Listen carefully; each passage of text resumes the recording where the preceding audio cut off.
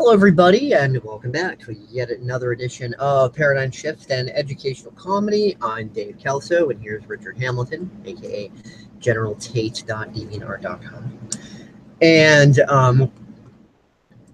in today's episode,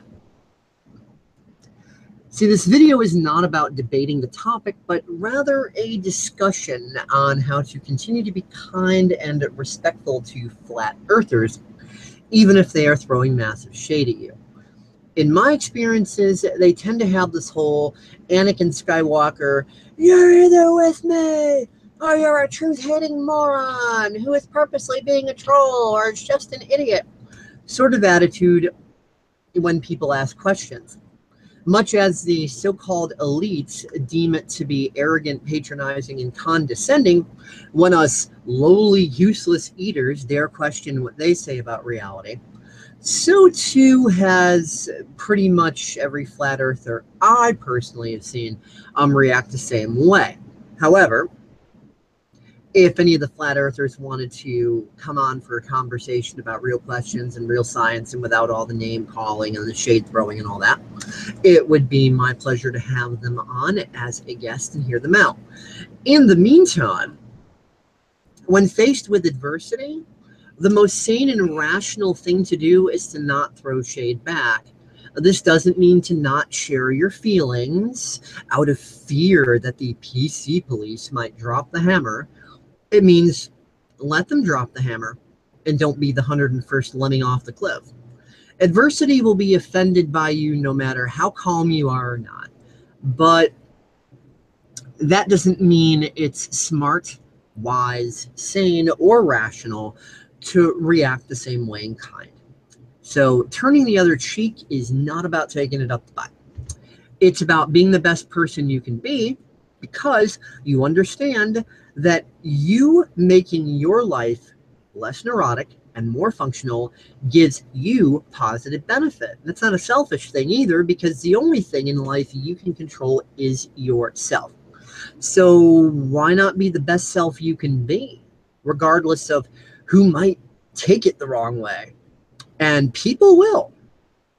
Speak and be misunderstood, as the old quote says. And yes, that is actually a quote. I just don't feel like looking up the author at the moment. But hey, quality over quantity.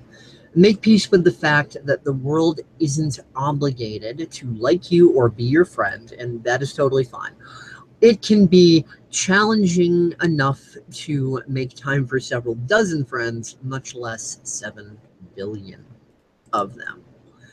So I'm going to start with shutting up and letting Richard toss out his questions first, because what we're going to do is a demonstration of how to be more kind to flat earthers is, instead of bashing them or this or that or whatever, to think of as many serious, logical, scientific questions as we can, perfectly valid questions that, we genuinely want them to answer. Just kind of see how many we can come up with, and hopefully that'll help you have a list so that if you happen to have an encounter, with these guys and you feel they're being a bit forceful, you can just toss out these questions like, hey, well, I got some questions. I'm kind of curious. Here they are. And yeah, in my opinion, do I think they'll be able to answer them? No, but they're still completely valid questions, my opinion aside, and still totally worth asking. So take it away. Okay. Well, as Dave said, and if anybody's new to this channel, my name is Richard Hamilton, or aka General Tate. Currently run a page on DeviantArt, and I have a YouTube channel called USMC Tate, where I upload some of these videos that we do. I haven't had really much time lately. Before I go into things, though, I will just say, any of you who do pay attention and do follow me, if you're wondering why I've been absent, I've been busy with school and getting my EMT degree or getting my certification and licensure for becoming an emergency medical technician in the state of Oregon. I haven't really had a chance to be online as of late, and been really busy with life.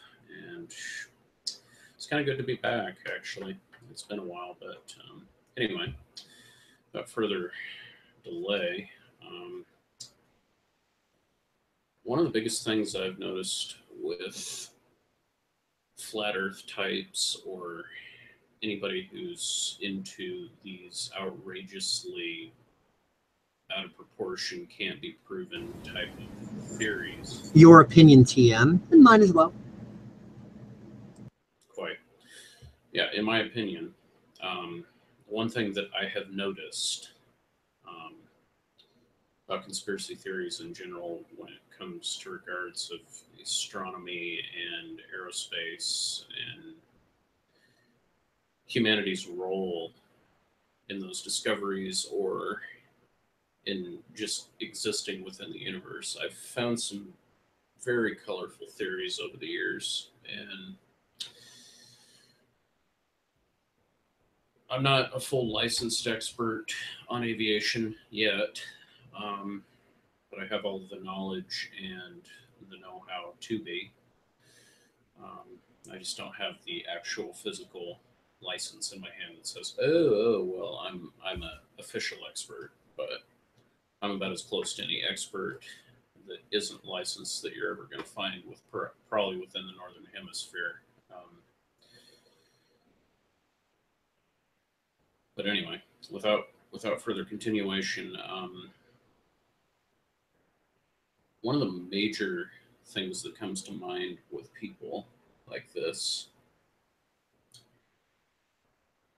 to me, is just the sheer lack of understanding and or general perspective that these people have when they make claims such as saying, well, the earth is flat. And it's like, well, okay, that's a blanket statement. Why don't you go ahead and expound on that idea? Why is it flat? And they go, well, it's flat because, you know, etc. I was watching this NASA video on YouTube. I can't remember what kind of video it was. I think it was NASA update video or something about, I think it had to do with President Trump signing something to do with space or whatever. You know, something that's beneficial for NASA. Well, some random YouTube commenter troll or whatever, you know, on the topic of flat earthers comments on there. You know, he goes, "Oh, all the NASA images are CG. You know, Google flat Earth." And I'm just kind of thinking to myself, well, that's an empty statement, because Googling something doesn't prove to me or to anybody else for that matter that the earth is flat. It's like, well, when you make a statement as an amateur scientist myself using the scientific method, I want to see you go through the process of how you came to this conclusion, not just say, oh, well, the earth is flat because unicorns and fairies and because I say so. That's not science. That's in my personal dogma. opinion. It's pure dogma.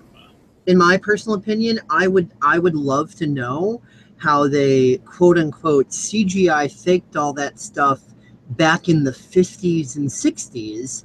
You know, what time machine they used to go forward to the future to you know, to grab a couple of modern day PCs and, you know, to bring that back in time to the 50s and 60s to then be able to use those to generate you know, all of this fake CGI that they otherwise wouldn't have had the technology to do without, of course, the assistance of Doc Brown and Marty McFly. So, I mean, that's one of my questions, definitely. Like, because one of the big things that they say is, oh, it's all fake. All the pictures from NASA are completely fake. All the footage completely fake. It's all fake. It's always been fake. The Earth is flat. The end. All satellite images fake, fake, fake, fake, fake.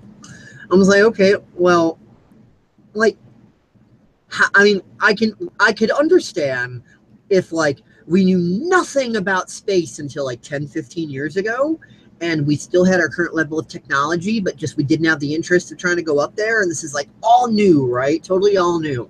So I can understand people saying, well, you know, there's software even at the regular user level, you know, average person, even for free, you know, things like Blender 3D and Lightworks and all sorts of crazy free and open source softwares that it will install in just about every OS you can think of. That if you've got the skill, they can make totally realistic, looking fake stuff that it can be really hard to tell the difference if you do a good enough job. But it's like, where if that technology existed, like literally as good as it is now, if it existed back in the 50s and 60s, I would love to see evidence of that. I mean, I'm not opposed to the idea of angels, demons, ETs, whomever, whatever, making deals with governments and sharing knowledge and technology to accelerate things for agendas and whatever, like whether you want to do it on the spiritual angels and demons thing or the ET thing or whatever. I'm not opposed to the idea that there might be some outside source that we don't know about that can influence us. Okay. But at the same time, if somebody's going to say, yes, that literally actually happened, then it's not stupid to ask for proof. Okay, just because you asked me to get on my soapbox here, I'm still want to continue on. Okay, cool. I was just kind of validating what you're saying, because obviously you have the knowledge of this and I don't, and just as someone who's not an expert in aviation on the outside looking in, I'm just sharing my perspective, and then you're going to add in all sorts of things on. Yep. Well, anyway, continuing. Besides that, I do want to pull this little tidbit up. I was referencing this to Dave earlier. This was a documentary that was done known as James May on the Moon. It was done by BBC. And he basically talked with a bunch of the Apollo astronauts, basically did a whole documentary on, what was it like to be a lunar astronaut. Well, do me a favor, and if you're going to play that, make that screen smaller to reduce the chances of third-party matching and YouTube Nazism. Can do. Thanks. Let's cooperate here. You stupid thing. Come on. Come on. Come on, you stupid video.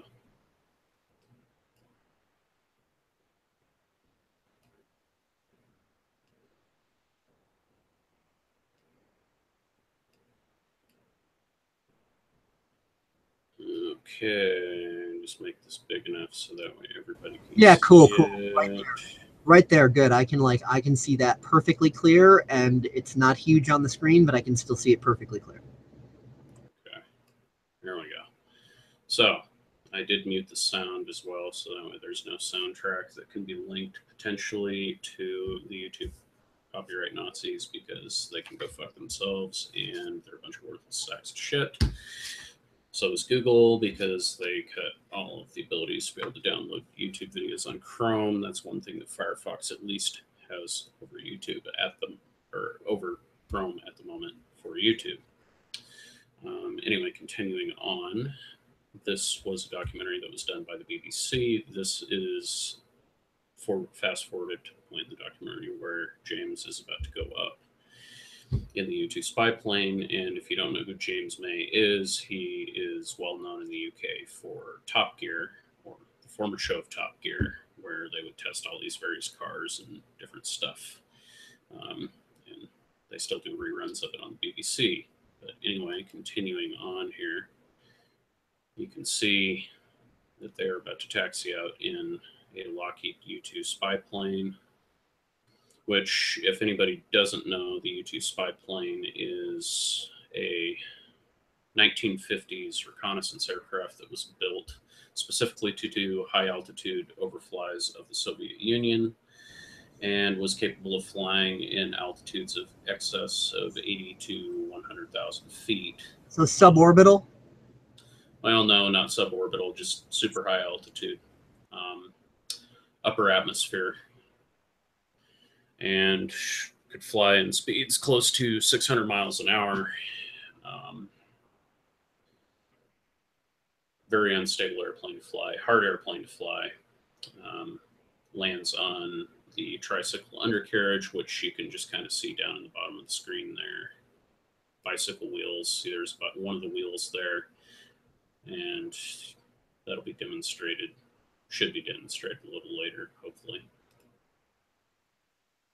Climb straight up, just like so. This is one of the two-seat training variants that they developed specifically. This is a later variation of the U2 that was developed later in the 70s. As a next generation form of the U2. It's not the original design, but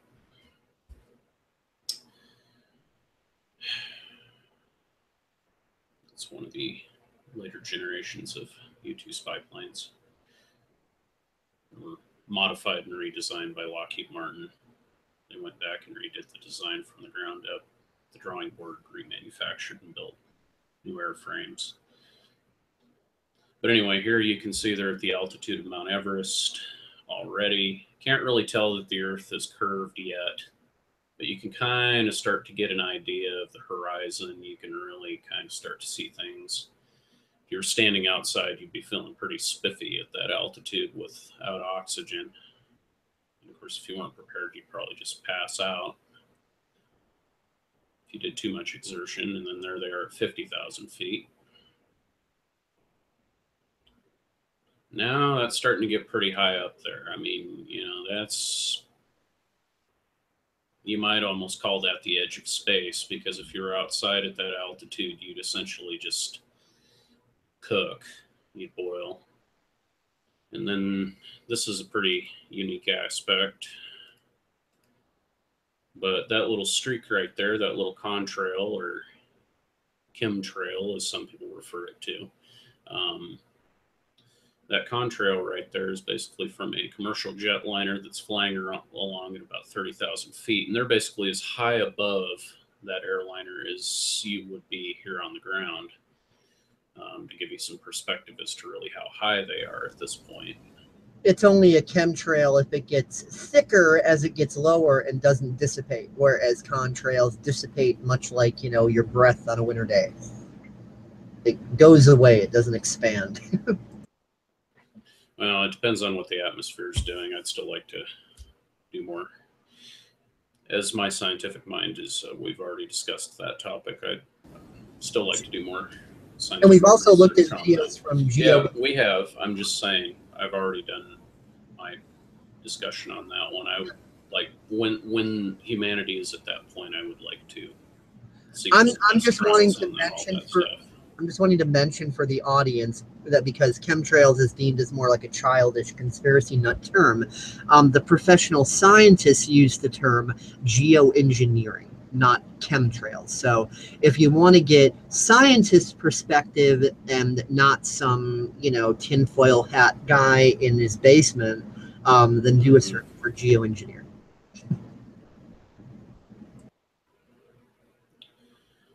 Anyway, moving on.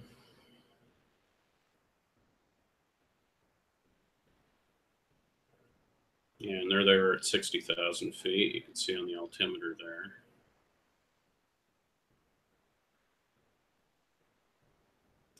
Continuing to climb ever so higher. But here we are. We start to get to the altitude at 60 or 70,000 feet, where that curve, where that horizon, that broad horizon, really starts to show the curve. I can see it, and you know, I mean, keep the video paused right there, but keep talking, because I want to take a screenshot of that, load it in GIMP, and then draw a straight line across the horizon. It's not just, this isn't the only, it gets better. Oh, I know. Just watch. Anyway, he's zooming in, just getting kind of that panorama. Mind you, this is all just from the back seat of a U.S. Air Force U-2. He got lucky enough to be taken up by Beale Air Force Base, which is in Central California. He was lucky enough to get to go up in the U-2 spy plane. You know, so they're up at operating altitude right now. You know, 70, 80,000 feet, which is standard operating altitude. You know, they're there eating lunch and all of that stuff, looking around. Yeah, 70,000 feet, climbing up, still getting higher.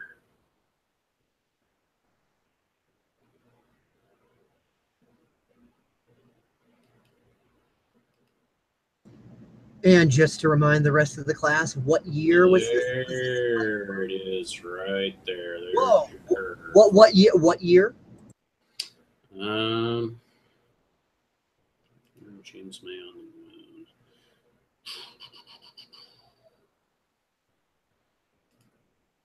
the moon. I can do a quick little Google search here. We can look that up right now.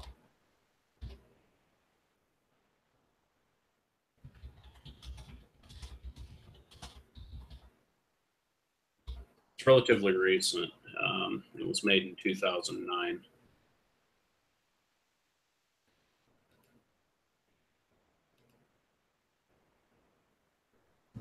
It's not what I'm asking.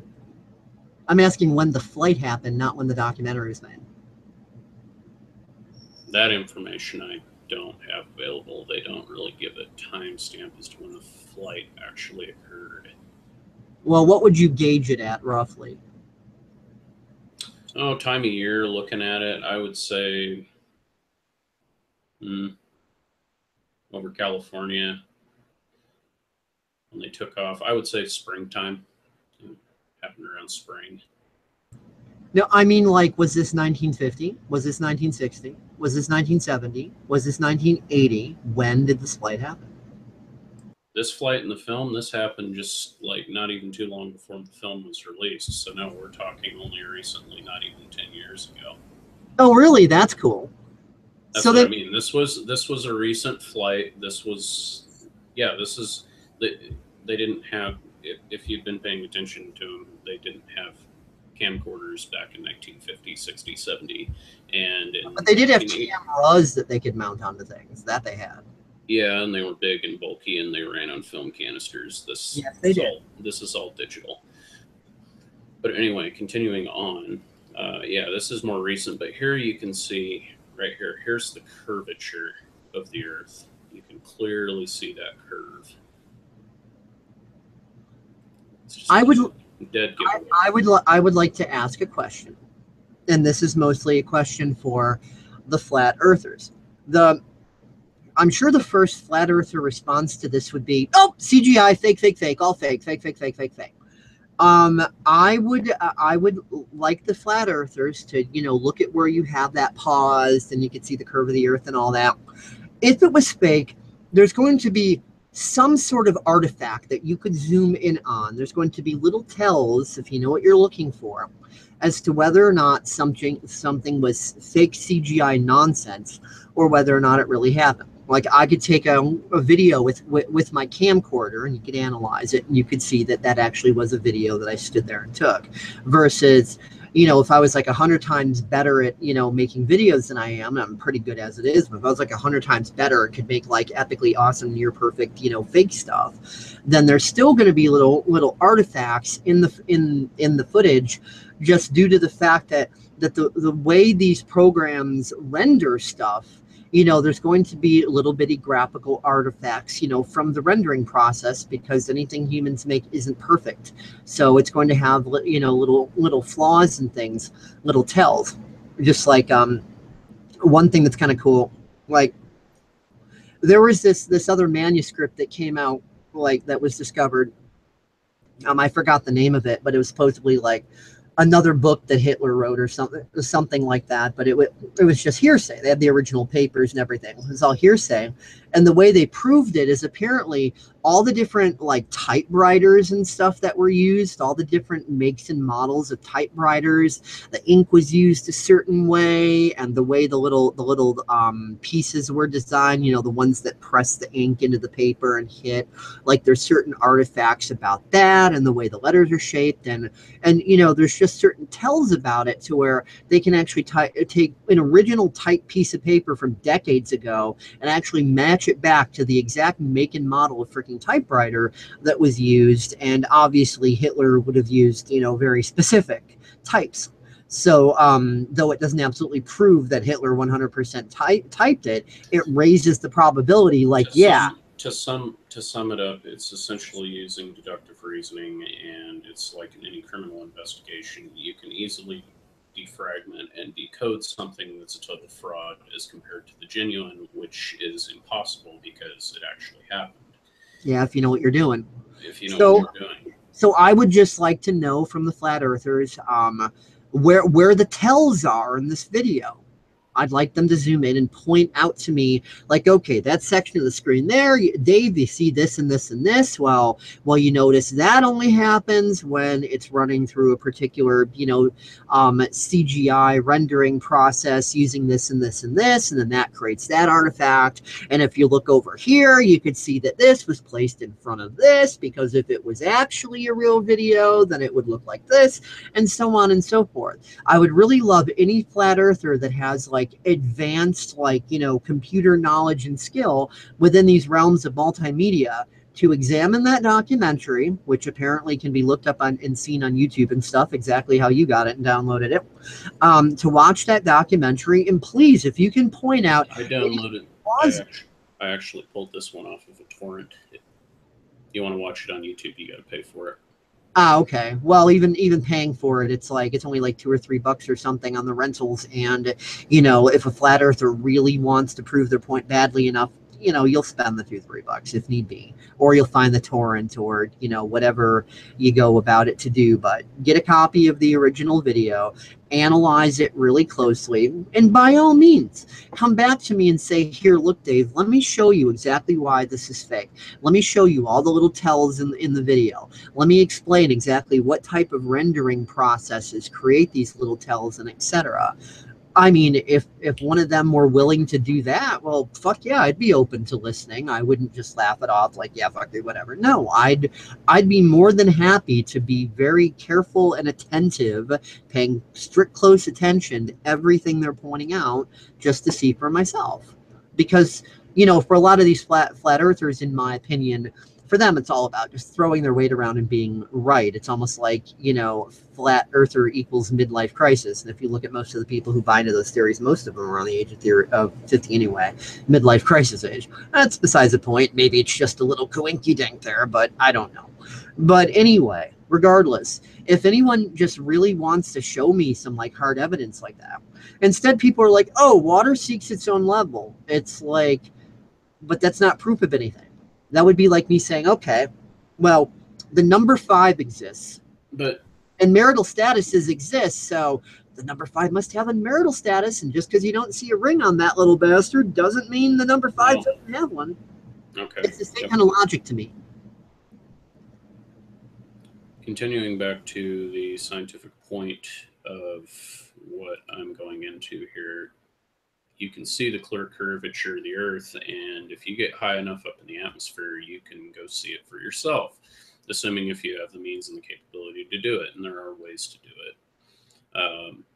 I saw this video on Facebook. I guess there's this place called, I want to say it's McFlug, and it's like in New York, but anyway, you can pay like $2,000, and you can fly a fighter jet with no previous experience, with the help of a trained pilot instructor. Of course, you're going to go up with somebody who knows what the hell's going on, and you can steer the airplane around, do whatever. They'll hand you the controls, and apparently they do offer trips to where you can go up to altitudes like this and actually see that sort of stuff. And I mean, if you're well off, middle class or upper middle class or wealthy, you can go do this stuff, or you can even do the cheaper alternatives of,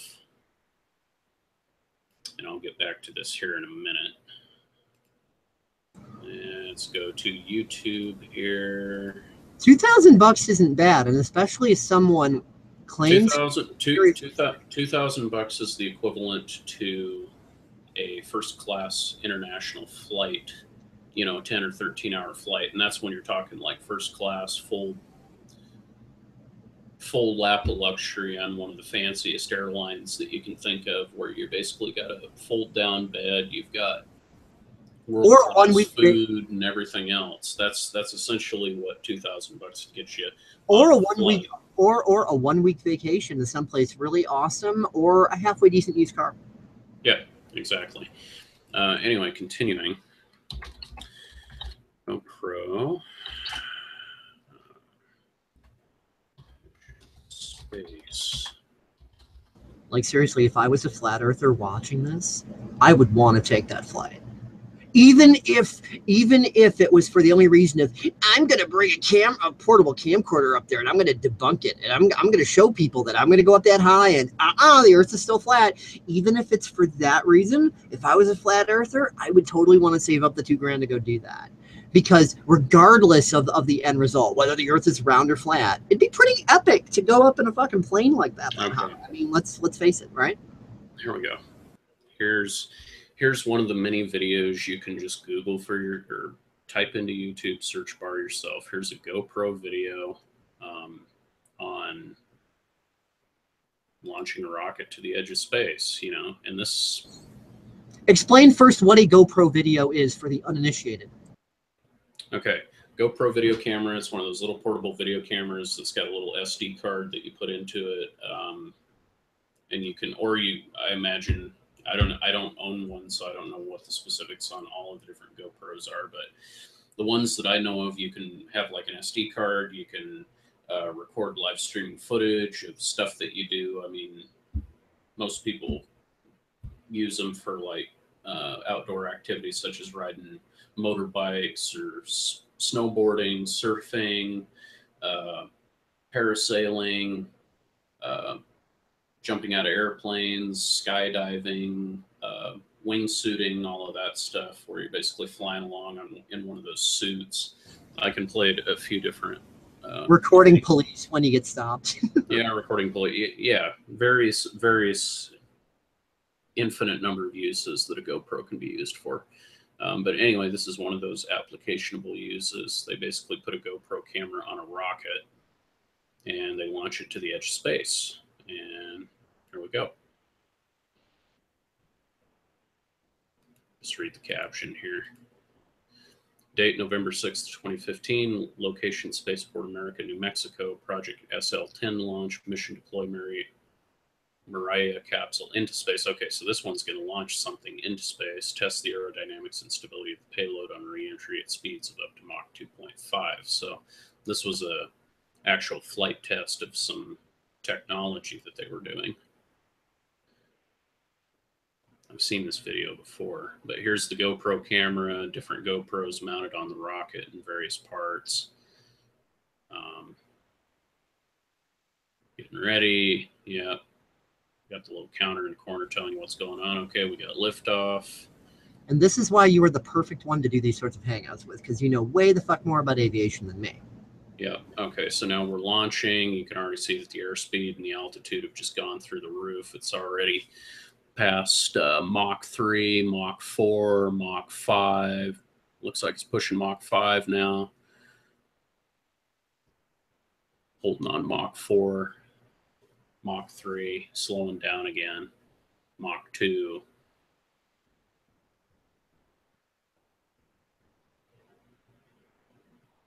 See, here's the curvature of the Earth. Yeah, now we're down at 90 miles an hour. Slows right back down again as gravity gets its hold. And until it goes into vacuum of space. Okay. Now, who exactly made this video? Like the GoPro company, or was it some private?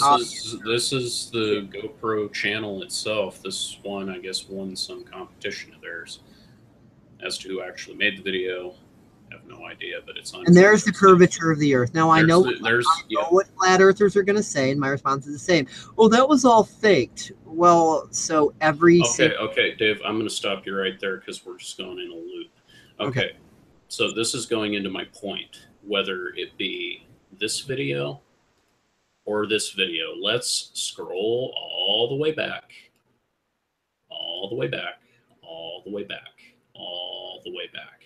This is where I like to debunk people. Right here. You're going to tell me this is fake. Would any moron in their right mind say that that's fake? This little platform here, is it fake? Yes or no? Made up?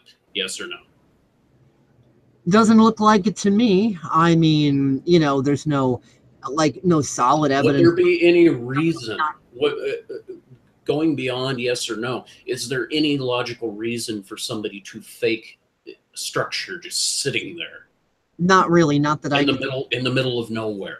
Is there any logical purpose for it? And if it was going to be faked, why would it be faked by a tiny little YouTube channel that's selling cameras? Why wouldn't it be faked by big massive government? No, GoPro isn't tiny. They've got 4.9 million subscribers. I would not call them tiny, and GoPro is not a tiny company.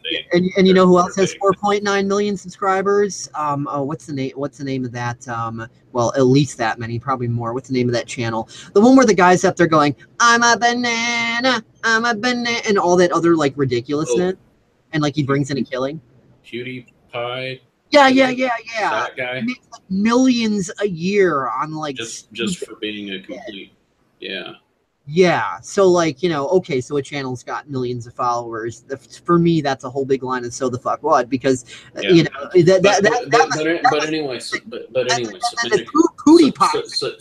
semantics aside, we're getting off track with this.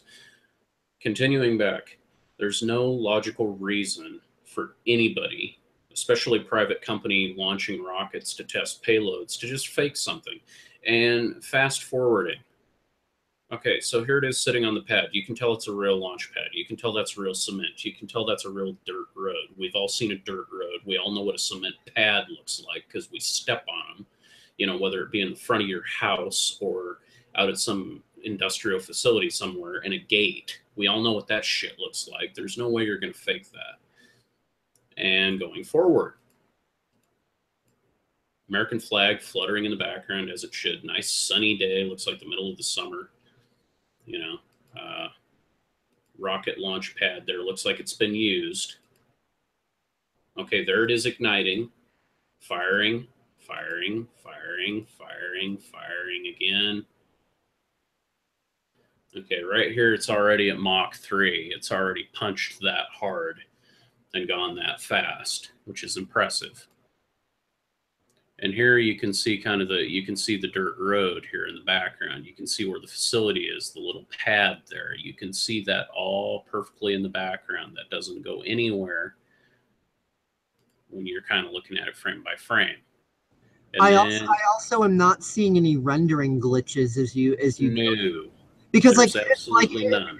If you look at any PSEC video that I put together in like the Kdenlive editor, or any of these like fan films like Star Trek Axanar or Star Trek Horizon, or pick your fan film, you can take those apart and see all sorts of artifacts that make it completely obvious that shit was CGI. But I don't personally see that in there. And if someone who knows a hell of a lot more than me about these multimedia technologies can look at that and point something out that I'm missing, I welcome it. I can tell you right now, this isn't faked. You can tell by the background it's not faked. You can clearly distinguish the terrain on the mountains from the ground. You can tell everything is crystal clear. There's absolutely nothing there that is being faked or reproduced. And my thing to all these flat earthers who want to go on conspiracy theory tin hat hour,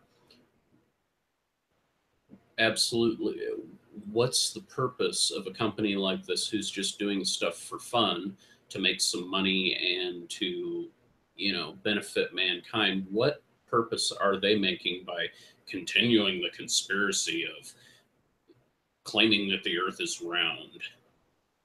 The illogical, the logical fallacy that exists around that is just absolutely astonishing. I have a question, if I may. Yeah, go ahead. My question is, let's play devil's advocate. Whatever the shape of the earth is, whether it's flat or round or triangle or whatever the hell it is, right? Let's just, for the sake of argument, just kind of put it out there. How does the shape of the earth, regardless of shape, somehow magically prevent war and genocide and environmental pollution and all the things that are negatively impact us and all the dysfunctions we do. So like, okay, let's hypothetically, the earth is flat, yay, and now there's absolute proof and we've all found out and it's indisputable and there it is and nobody denies it. And okay, let's imagine that hypothetical reality. Mainstream news, even communist news network, cannot deny breaking world is flat, solid evidence. Okay, let's pretend that that happens, right? How is that going to magically make the elites disappear and make Wall Street disappear and make the fiat money system somehow less fiat? And how will that bring people together to fight the globalists or whatever you want to call it when people are too busy fighting themselves? If all of a sudden it was absolutely final that the world is flat, done, proof, Well, empirical evidence.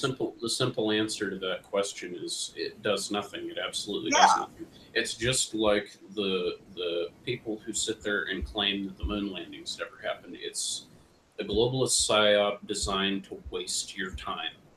They inject all this false information that appears realistic.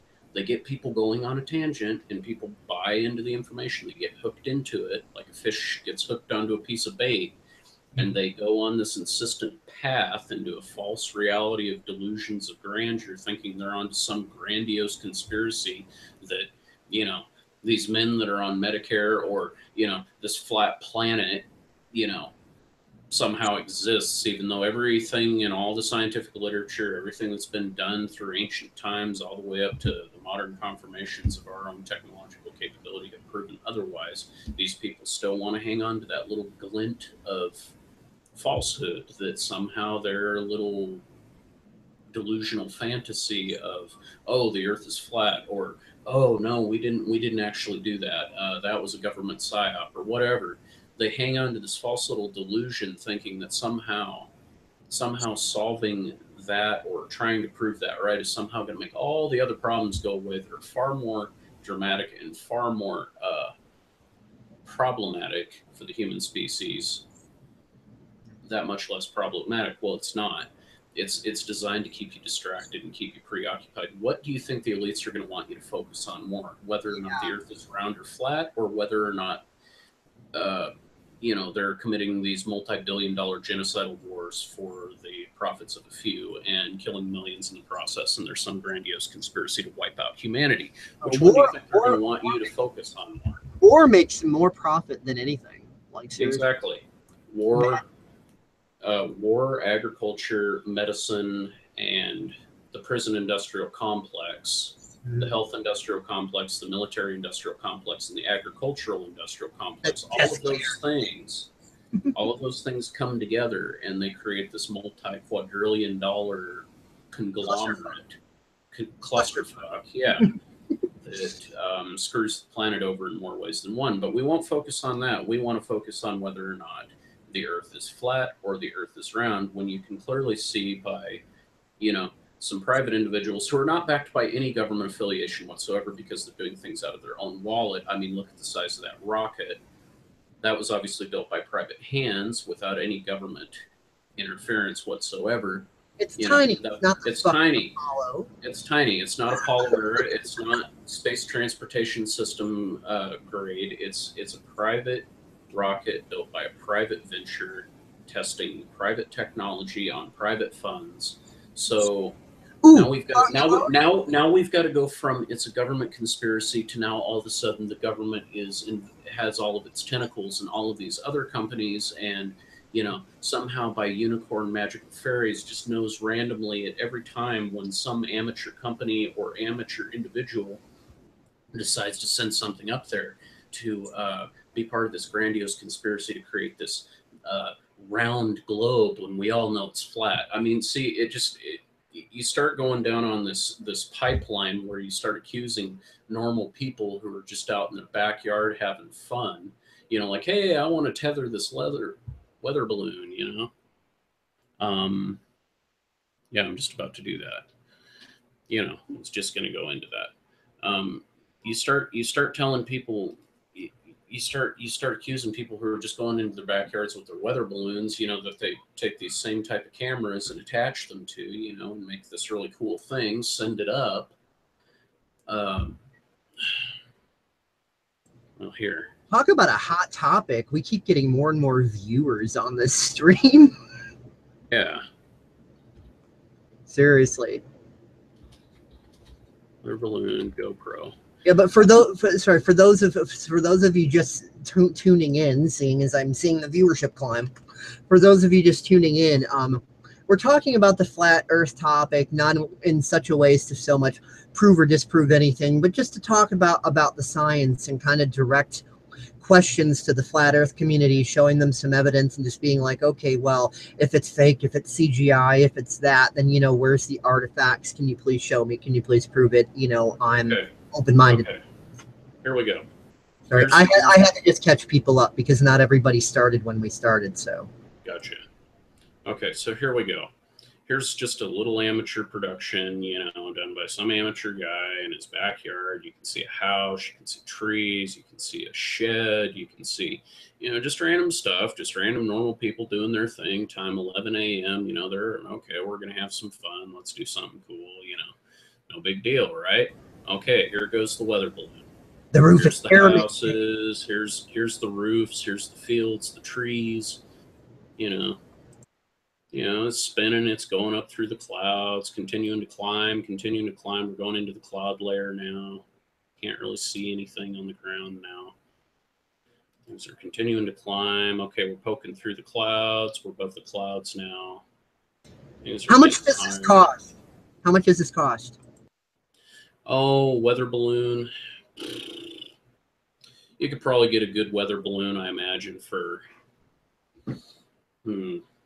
Well, I could even Google it so that way I've got the right estimate for it. Yeah, because the people, whether they're flat earthers, globe earthers, or whatever they are, if people want to test this theory themselves, then they're obviously going to want to know whether or not it falls into their budget. Okay, here's one here for as cheap as $30. Scientific sales. Plus, here's one here, professional meteorological weather balloon, 16-inch diameter, 100 cubic feet, $79.95, which is about what I was talking about for originally when we were talking in private. You know. Yeah, plus about $250 for attaching the GoPro, but basically for significantly well under $1,000, you can do this. Yeah. Yeah, or you could even get like a cheap camcorder or something like that. You know, I mean, whatever you got. But yeah, you could get one of those military weather balloons that they make that are out of the mylar fiber. You can pay anywhere between like what Walmart's charging here up to like $120 for a good surplus stock military weather balloon. And a GoPro will run you, you know, at low end, if you get one of their bottom end GoPros, you know, $200 all the way, you know. You might even be able to get one cheaper if it's used, $150, you know. $200, $250 on the low end, going up to $700 or $800, depending on what you buy. Careful there, buddy. That horizon's looking too round. Yeah, starting to look around, isn't it? Yeah, starting to kind of look around, starting to kind of look like the Earth. Yeah, just continue going here. We keep climbing now. You start to kind of see the cloud shelf, and you start to see other parts of the continent there. Sun's looking pretty bright. Yeah, getting up into the higher parts of the stratosphere. Yeah, Earth's really starting to look around now, starting to see that horizon just disappear and turn into... I have a question. Balloon burst. My question with the video we're watching here, my question is simply this. Why would Jed Clampett and his cousin wife Mildred be a part of a government conspiracy to pretend that the Earth isn't flat? Because, like, you know, you're looking at some like Green Acres kind of like, you know, almost trailer parky kind of environment there. Oh my God, the roofs were pyramid shaped. It's the mark of the Illuminati. They were there. No. But, you know, it's like, why in the fuck would the government need Jed fucking Clampett in his, you know, $300 give or take weather balloon to post a video to YouTube to help cover up that the Earth is flat? And and regardless of my tone, because yeah, I believe what I believe, and I have a hard time believing the Earth is flat thing. That is a serious question. Like, if someone can prove me fucking wrong, please. I'm not addicted to being right.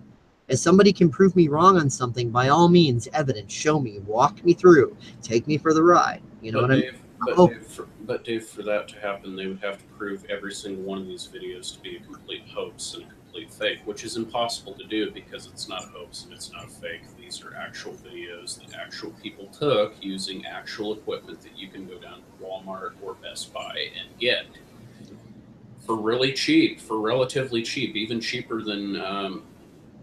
For those of you who are just joining us, I was talking about how earlier for $2,000 or an equivalent amount, like for a first class airline ticket around, around a large part of the globe, you can go to New York and fly in fighter jets.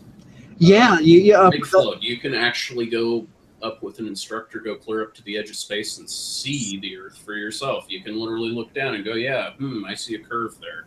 Yeah, it doesn't look too flat to me. You mentioned this earlier, and I got to say that seeing as $2,000 is, a really awesome vacation or a halfway decent used car, I would say that any of these flat Earth researchers that are really serious about trying to disprove this, that, or whatever, even if they believe the Earth is flat, well, guess what?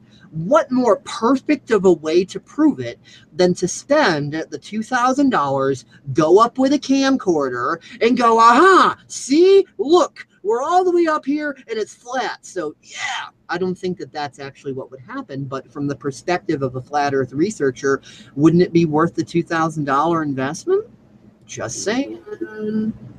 From their point of view, them wanting to prove the globe earthers wrong, here's your opportunity to quote unquote prove them wrong. Take the $2,000, go up to the edge of space in the jet, and if you're confident that what you're going to see is a flat Earth, there's no reason to not take the trip and have your little portable camcorder ready. I mean, you could even get like a used flip video thing. Like, I just want to show you. This is my flip video. When they're new, they cost anywhere between $100 and $300, but you can get them even cheaper than that, like Amazon, eBay, a whole bunch of places.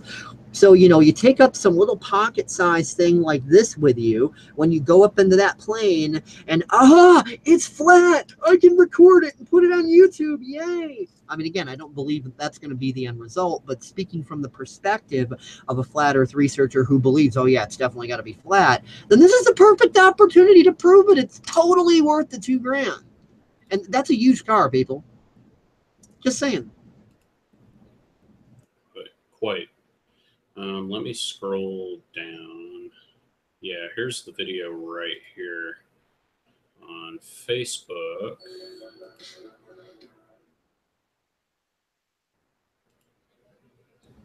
Oh, that's cool. I shared it on NASA HQ a while ago, but yeah, here's the video where I found it. See the guy with the camera on his head? He's doing it. See, there he is, right up there. Good altitude, seeing the curvature of the Earth. There it is, flying in a big fighter jet, Hey, can you click hide on that little bottom strip down there? Yeah, I can do that. Skirting from the edge of space to IG maneuvers, for $2,000, you can go ahead and do this. I mean, which is pretty damn cool if you're not, And even if you are a flat earther, from that perspective, here's your opportunity. For only $2,000, you can blow the lid off the entire conspiracy just by bringing one of these little cameras along with you, so that it's not going to be anything edited by the man, so that you can have your own personally taken copy of it and go back on YouTube and say, see, I have final proof for everyone in the world that this bitch is flat. So, I mean, I'm being completely serious. I mean, honestly, go up in that jet, $2,000. That's really not that expensive for something like that. That's a used car. Seriously. Mm-hmm. And it's also like there's plenty of it's a really good professional keyboard too. Like, the one like Michael Jackson or whatever, playing on the keyboards up on stage, Metallica, whatever, $2,000's like a really good professional keyboard. So whichever analogy you want to use, it's not that much money. Mm-hmm. Yeah, no, it's same sort of thing, And there are a lot of private companies out there where you can go up and do stuff like that and do it for relatively cheap. Aviation is becoming, as time goes on, and it will continue to do so, become more affordable, and space is thankfully following that suit. It's just going to take the time it's going to take, you know. I was Given originally what, going to given bring. given what, Dave, you've been talking quite a bit. I kind of want to Sorry, continue. Concord. Continue. Just go Yeah, into the I'll go into all of that. Don't worry about it. I got the Okay. note right in front of me. Just That's all I wanted to say. yep, it's all good. But anyway, continuing on. Um, there are fortunately access to space, cheap access to space, is becoming far more affordable in this day and age. But even still, it's going to take the time it's going to take, and innovation isn't an overnight process or an overnight thing. Um, but going back to the video here, there are going to be more and more ways to be able to confirm and disprove that theory, and it's eventually going to come to the point where you're just going to be that more silly and crazy to sit there and claim that the Earth is flat, even though there's all this other stuff around you. And it must be really interesting for these flat earthers who are alone in their ideas with their families, especially if they have families who, you know, or other family members who go flying, for instance, who actually go up and fly around and see things for themselves, who are passionate about aviation or into aviation and enjoy it as a hobby. I come from an aviation family, and there are no flat earthers in my family, thankfully. But for those who, just do it by themselves because it's what they're passionate about, but see here, you can see it landing back in the grass and doing all that stuff. And tracking, they've got the tracking position on their phone and they walk up to it and all that stuff, tracked on Google and all of that. And they walk out to the camera. But this is what disproves a lot of these conspiracy theorists who sit there and claim that all this stuff is fake. This stuff is from beginning to end. It's inconclusive. There's the box right there. Got the camera in it, picking up the camera. Yep, they're there picking up the camera exactly where it was laying. Hasn't moved. There they are taking the camera out of its little box, all of that stuff. But yeah, for less than $1,000, you can do this. And this is just a cheap little backyard type deal that you can do. You can send a camera up to the edge of space for not very much money. But going back to the original point, aviation and space technology are getting a lot cheaper. And in this country, especially here in the United States, private aviation is a big thing. So, if you're one of those middle aged flat earthers with younger kids or relatives of a similar age who go flying and have a better understanding on reality and perspective, it's got to be really interesting for you to sit down and have a beer with them or even to have any social life with them, because they're going to be looking at you and scratching their head quite considerably, because I don't imagine you'd be the one to sit there and go, oh, well, no, what you saw was an illusion. You have to believe me blindly and just follow my delusions of grandeur, because what you saw was merely just a projection, a hologram, a fake, even though they know how to fly an airplane, they know how to get into the airplane, they know how to taxi it out onto the runway, take off, go up, fly around, and get up to 5 or 6 thousand feet, kind of get an idea of what things around them look like, and you know have an understanding of how the atmosphere works, what the Earth's natural cycles are, how magnetics work, how magnetic headings work, all of that stuff. That's all stuff you have to know to get your pilot's license. You have to have a basic understanding of how to be competent in the seat of an airplane. Even if you're not going up to the edge of space where you can really see the curvature of the Earth, you still have to know what you're doing. And any aviator knows that the higher you go,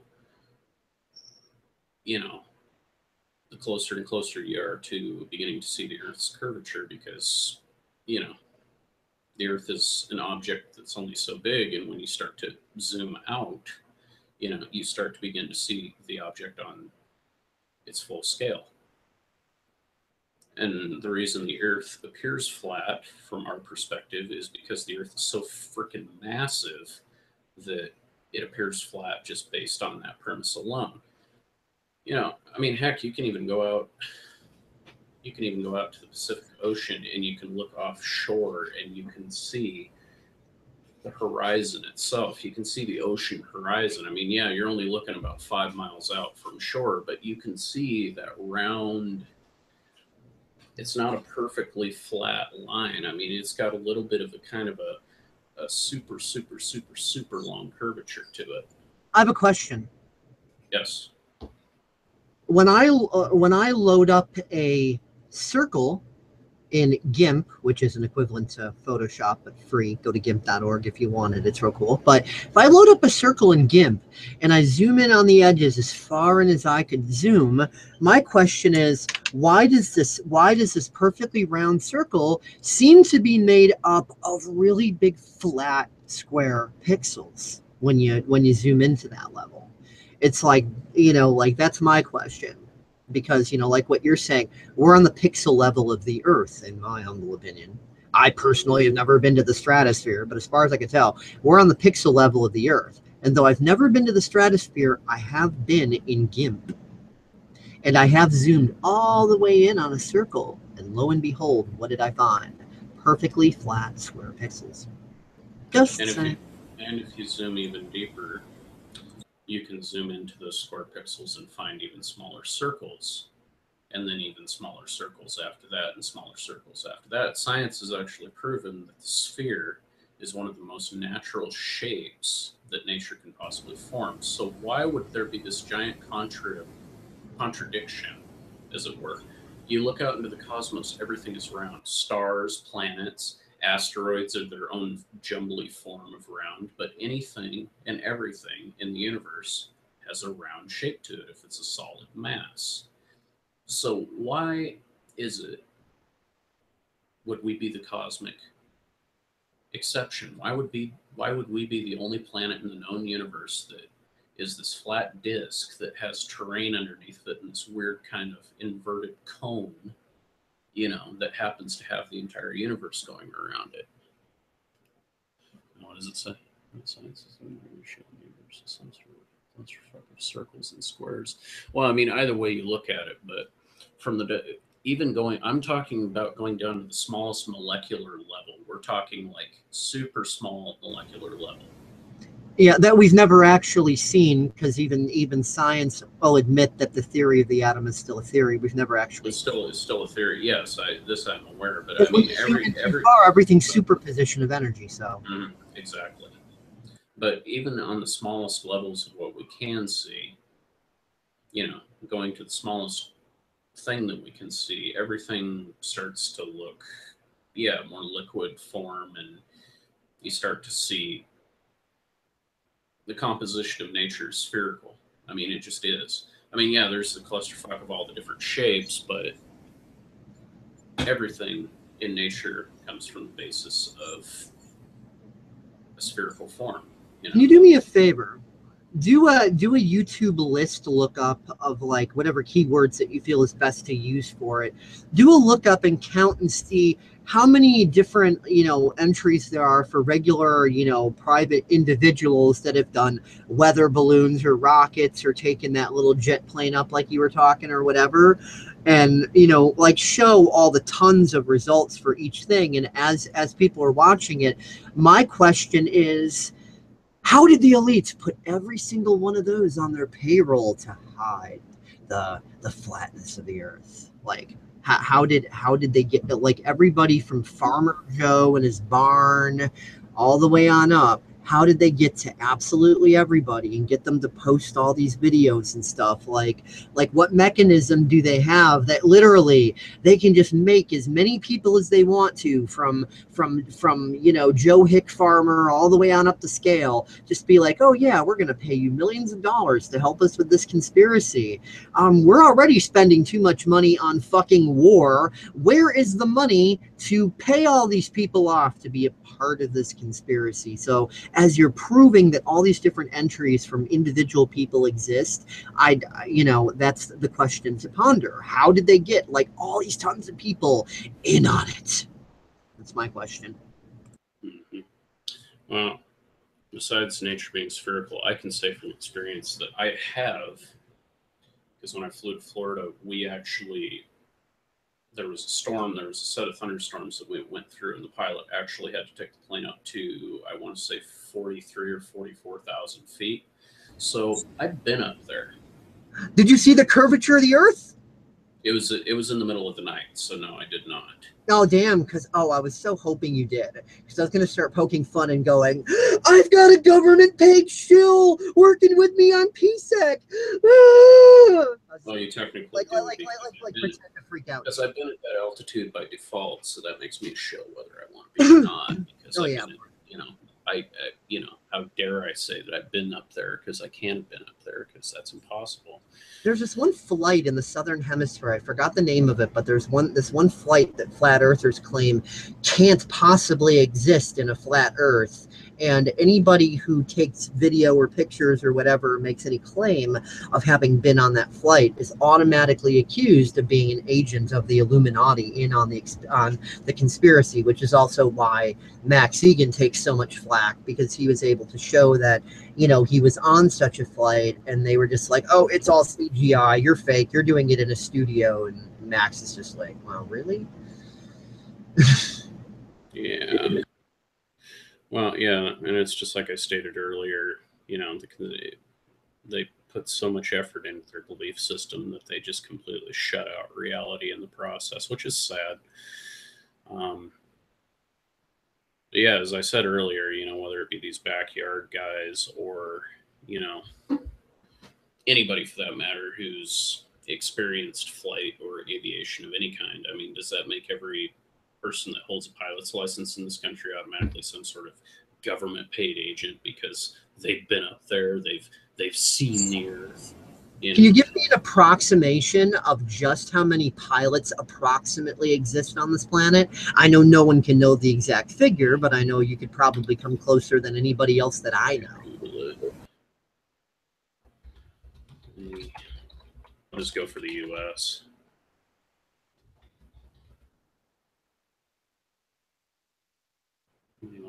How many licensed pilots in the world? They've got that figure too. Number of active pilots as of the end of 2015 in the U.S., there were an estimated 590,039 active Yeah, they typoed their certificated. I think they meant to say certified pilots. This number has been declining gradually over the past several decades, unfortunately, due to our government's lack of total funding, which is a load of crap. Over the past several decades, down from a high number of 827,000 pilots in 1980. I want to play devil's advocate with some math and whip out a calculator here. So let's round up to 600,000.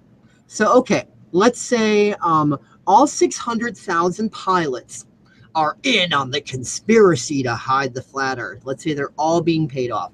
We have to ask ourselves, if you were a pilot, what amount of money, if you were the type to take bribe money for that sort of thing, what amount of money would be worth it for you to keep the secret? Because, you got a choice, either quit your job or keep the secret. So what amount of money, aside from your pay, the bribe money would be worth keeping the secret?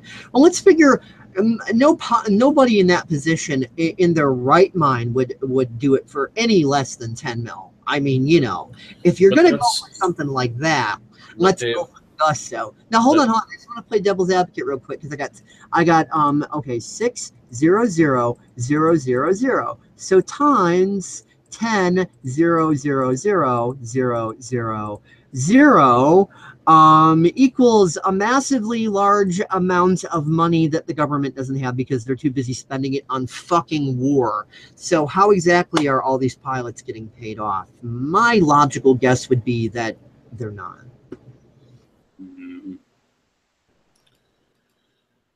Yeah, I've been on many airline flights across the country and have seen the Earth at 25, 30,000 feet.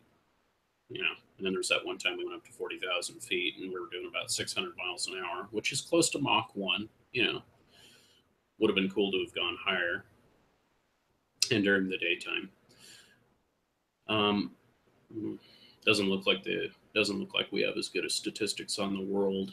Apparently, there's this one, according to an article by Ian Seeger in Flyer magazine, February 2015, there are approximately 130,000 commercial pilots. That's just commercial pilots, mind you, that fly commercial flights, not including all the private pilots, of which 4,000 are female. So, yeah.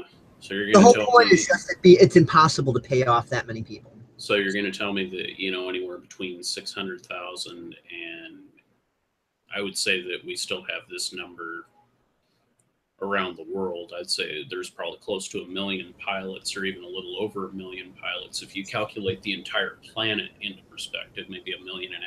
Or just to be safe, let's just say 2 million total pilots, private, commercial, or otherwise, on the planet, multiplied by a minimum of a $10 million fucking bribe to keep the secret. Yeah, we're putting all of our money into fucking war and profiteering. So where's all these, you know, massive billions of dollars and all of this hush money? You know what I mean? And if they were being given it, don't you think that would do kind of some red tape, red flagging? Some researcher would go along and like, wait a minute, why does every pilot, regardless of what type of pilot, have no less than $10 million in their bank account? Mm-hmm. You'd think there'd be a paper trail. Just saying. There'd be a major paper trail.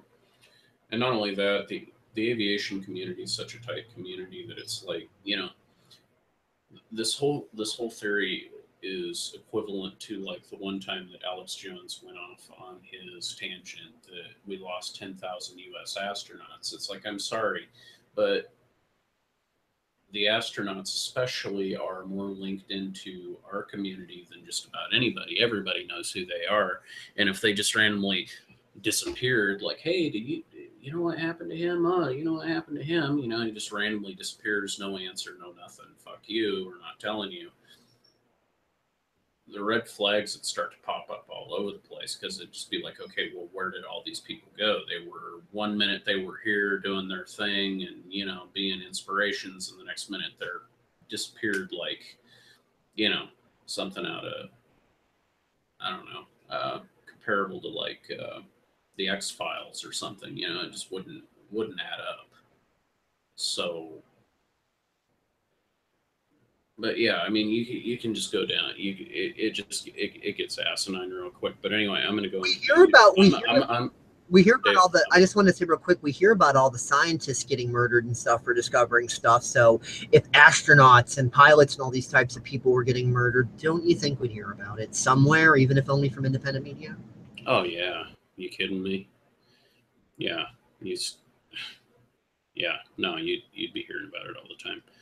Okay, so here on just typing in weather balloon GoPro, there's about 52,700 results. So that means 52,700 people potentially have, you know, been paid off according to these ridiculous theories that these people come up with. And here's going back to the rocket launch. Space. Okay, here's another one here for GoPro Edge of Space, about 203,000 results. So we're looking at about 250,000 people just right there for those two things alone. By that logic, we must be paid government chills for having this hangout at all. Ooh. Yeah, exactly. And that's just the statistics that we know of, not including other private home videos that have never made it to YouTube or are just sitting in somebody's closet somewhere gathering dust. You know, there's a lot of that out there too. And yeah, this really puts the kibosh on everything. I mean, yeah, there's people like this, you know, who do little knick-knack things. Lego Man flies to Edge of Space with a little Canadian flag, which is kind of cool. You know, it's kind of cool to say you own a little Lego that went up into space and came back, you know. But I mean, there are just dozens. There's several videos here. Several videos, you know. Oh, high school students. Here you go. Here's another one, the science classroom. high school students send camera to the edge of space using weather balloons. So you're going to tell me that all those kids in that high school classroom are all of a sudden in on it too, that they're somehow, you know, I mean, how ridiculously down the rabbit hole are we going to go here? Because I knew that little Peggy down the block was a Fed. I knew it. She looks too cute. She must be evil. She's a minion of Satan. Yeah, I knew it, that little bitch.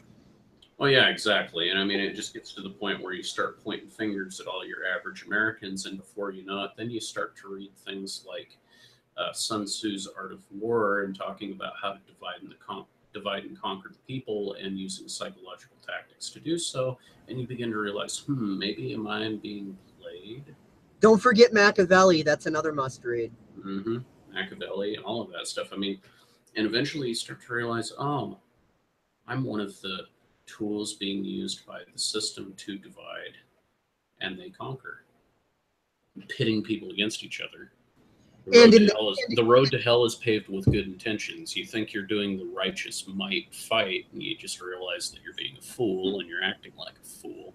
And in the non-conspiracy theory context, why would anybody want to divide the people, this, that, and etc.? Simply put, money, money, bling, power, money, and war's a racket, and it's very lucrative, and power, money, power, money. Any questions? Mm-hmm. Exactly. Yeah. So, I mean, I'm just, it's just one of those things. And then, of course, going back to the U2 and all of that stuff, here's the U2 coming back. By the way, for people who are just catching in, I was showing the James May on the Moon documentary. James May was part of Top Gear on BBC. But anyway, here they are coming back to California, Beale Air Force Base. There they are landing on the bicycle wheels. You can see that's a challenging process. But are you going to tell me that this little scene right here is CGI'd, faked, when you can just drive out to Beale Air Force Base, which is next to Yuba City, which is in fact where my friend Brianna, lives, mind you. She's out there working out there near Beale. So is everybody around Beale Air Force Base all of a sudden a conspiracy theorist because, or a paid Fed because they see these U2s going up into the stratosphere and coming back? Does that mean that they're all paid off too because those U2s go up to the edge of space, so they must be in on it? I mean, where does it end? Can you Google something for me? Seeing as you're the one on screen share, Google if it'll show you. Seeing as the Concorde has been taken offline for a while now, within the lifespan of the Concorde, however many years it was flying, approximately how many people have flown it? Because those people have all claimed to see the curvature of the Earth out the window.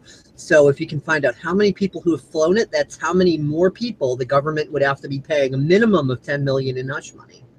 So let's see how much we can raise the bribe figure to like ridiculous levels by thinking of all these different groups of people that would have to be paid off in order to keep the secret.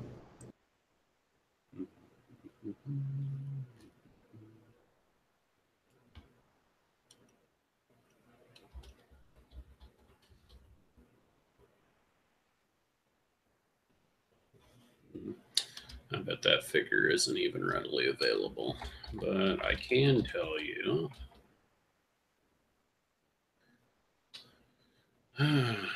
I do know what the seating capacity was. Could go Mach 2 and carry anywhere between 92 and 128 passengers. So considering Concorde could do, let's see, it could do a transatlantic flight in under 2 hours from New York to London, and there's a time it's flying between Miami and New York in less than an hour. I want to say Concorde did about 2 flights every day. So if we're doing like 92 to 128 people 2 times a day, that's a couple hundred, 200 or 300 people a day, back at the height of its flying career. and then multiply that by a year, and then multiply that by the amount of years in the range listed. And again, it's another extreme we'll just amount of 300, and we'll times that by 12. So that's 3,600 people a year flying Concorde.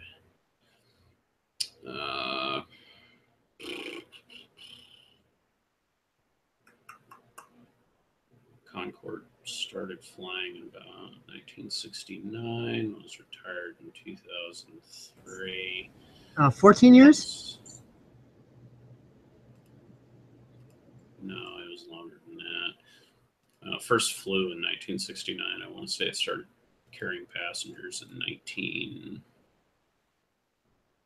trying to remember what the documentaries would say, 1971 or 72. Okay, well then just go from 71 to whatever the top of the statistic is there, and then okay, so it flew for about 32 years. So 300 or 3,600 times 32. That's 115,200 on a rough estimate. Multiplied by 10 million in payoff money each. At minimum.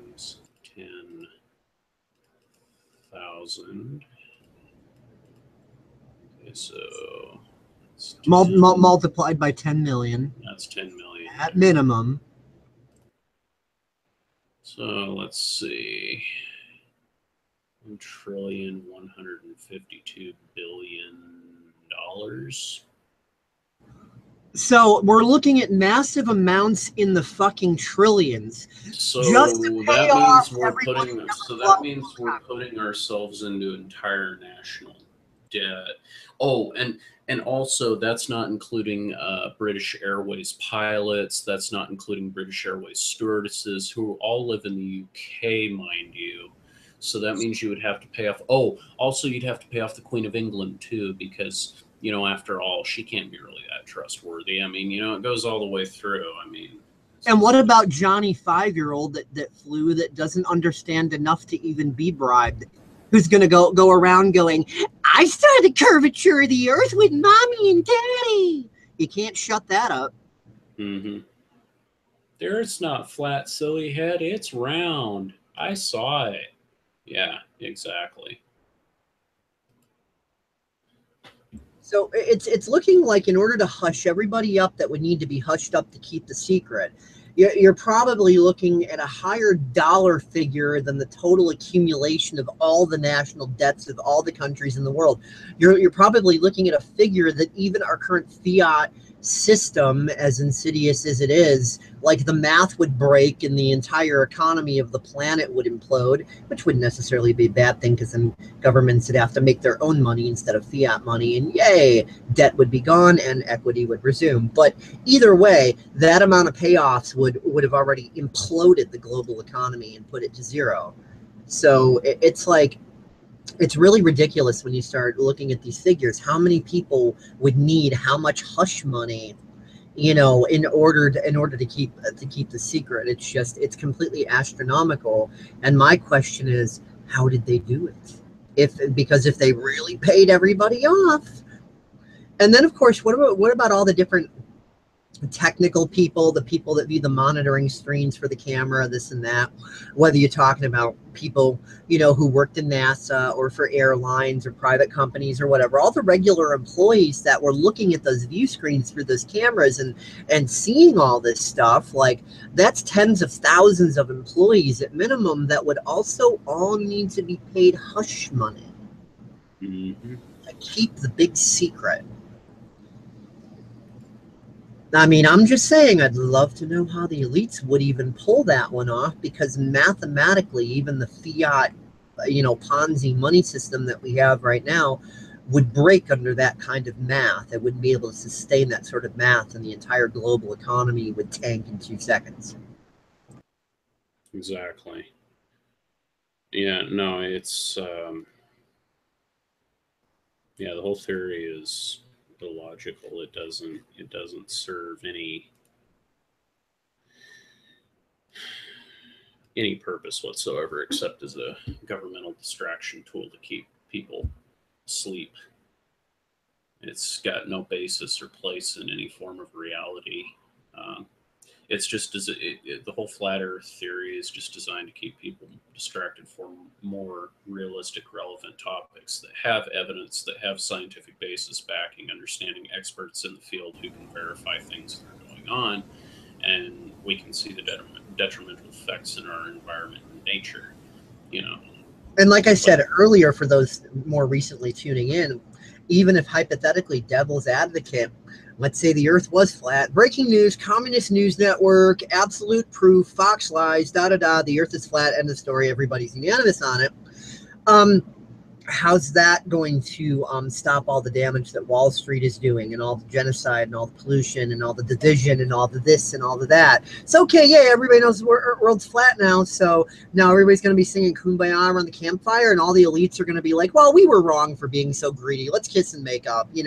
It's like, how is that more important than compassion, empathy, and unity, and uniting together to make this world a better place? And then once we make it a better place and we kick out all of the scumbag assholes and bust the lid off all the secrets, then whether or not you're talking about the shape of the earth or the nature of angels and demons and ETs and whatever else might be hiding in the most bottom sub basement of the Vatican or the NSA headquarters or wherever, we can get to all that once we're unified and kick out the bad guys.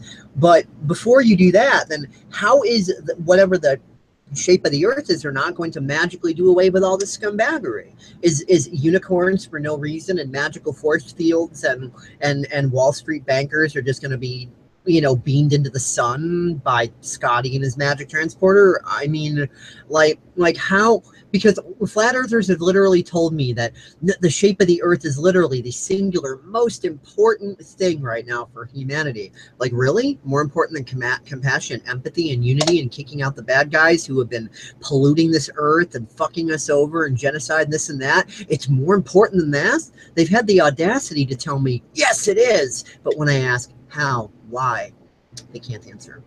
I'd like an answer. I don't expect one, but I'd like an answer. exactly.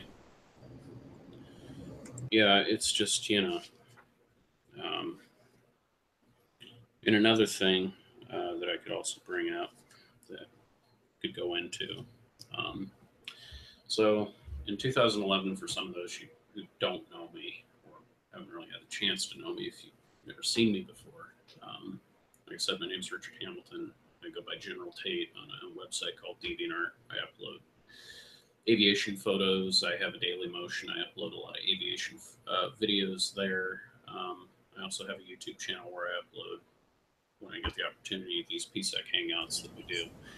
As long as you've got screen share engaged anyway, as you're telling people about it, why don't you also show and tell instead of just tell? You've got the capability.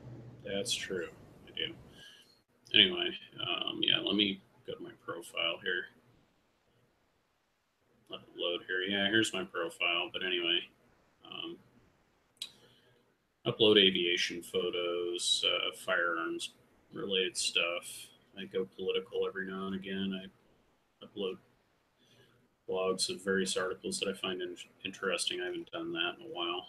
Been preoccupied as of late, but Paradigm Shift and Educational Comedy also has a DeviantArt account, and you can also display that profile whenever you feel ready to do so. I can leave that up to you to display later. Alrighty. Since that is your profile. But anyway, yeah, here's a bunch of my aviation stuff that I do upload on the topic of what we've been talking about with this whole flat Earth thing. And I've got direct firsthand experience working in the industry. I'm around it. I've grown up around it. My father's an aircraft mechanic. It's just something I have a part of. I'm a part of. Oh, here's a picture of the Earth. Here's a classic picture. And you used to work for Millionaire. Yeah, I used to work for Millionaire. That's where I've got my industry experience. Yeah, here's a picture of the curvature of the Earth. You can say that Ed White got paid off, in the time that he was alive back in the '60s. Um, oops, ooh. That's from a picture of the space shuttle. Oops. That's looking curved to me. Uh-oh. Remember, if any data defies your preconceived notions, it's automatically fake. No research required, just unicorns. Uh-oh. It's curved. Oh, that's looking curved. Oops. Yeah, those astronauts who took the picture of that Skylab, they must have been paid. Uh-oh. Yeah. Mm-mm. Well, you know that Oops. Oh, those astronauts who were there on Apollo 8. Oh, they must have been paid. There's the round moon and the round Earth. You can't have that. You know that 1965 version of Photoshop is really dope. People should check into it. Oh, see, Punch cards. Punch card Photoshop. There's the flat Earth right there. See, there's the picture of it. See, there's the real picture. At night, too. It's like, no, you know what NASA can do? They can take a round globe image after they've done multiple passes with satellites. They can actually Photoshop manipulate it to make it nice and flat. Shut up. Panoramas don't exist. That's fake. Shut up. Panoramas do exist, you shill. Ooh, more curves. Look what I have to put up with. All these government agents infiltrating paradigm shift and educational. I know, right? Look at what I have to put up with. You fucking CIA agent motherfucker. I know. Running NASA headquarters on DA, I must be paid. Oh, yeah, totally. Gotta be. It's the only answer. Because after all, you run the NASA headquarters group, which obviously can't just be an aviation fan page. It must literally mean you're paid by the Fed, man. Oh, yeah, I upload all these patches. I must be really paid. Yeah, look at all that. I must be a real paid agent. Uh-oh. But anyway, yeah, that's my air and space stuff. Let me go to... I can show you the Facebook. Actually, let me show you the group first. Yeah, Richard's just got to find his password in order to show me the Stargate, that forgetful bastard. Yeah, here's the NASA headquarters group where I do a lot of good stuff. You might want to get rid of the TSU entry on there, seeing as TSU went TS poo, because Sebastian's. I wouldn't mind. I haven't used GIMP in a while, but I would like to make something for the Daily Motion page of mine and just just edit where it says TSU and put in make it blue instead of a gray box for the Daily Motion blue, and then in white on the blue, because Daily Motion's white and blue, just put DM. It's an easy fix. Okay. Yeah, you'll have to. We'll discuss it later. Okay. Yeah, you can do it or show me how to do it. Anyway, but yeah, that's been up for months. It's defunct, no longer works. Scrolling down, affiliated with a lot of aviation and sci-fi groups, you know. Oh, look, here's a round sun. The sun should be a flat disk too, you know, because nothing can be round. NASA HQ was going to have its own Twitter, but according to Twitter, having a fan page is pretending to be somebody or whatever. And it's like, all right, fuck you, you bunch of SJWs, whatever. We don't need a Twitter then. Mm-hmm. And NASA does, the official NASA Twitter page does just as good of a job because they've got all that stuff already set where it's basically just dumping into the main feed from all of their other stuff. So it's just as good. Well, hey, at least I've got all of the DeviantArt uploads for that pumping straight into the NASA headquarters page on Facebook. At least Facebook wasn't so Naziistic as to say no, you can't do that. So there's at least that. Exactly. Let's see, NASA.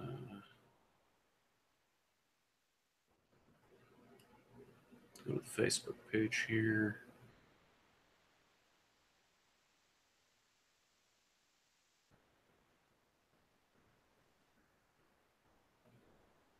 I can definitely submit this hangout to the group. That's for damn sure. Yes, she can.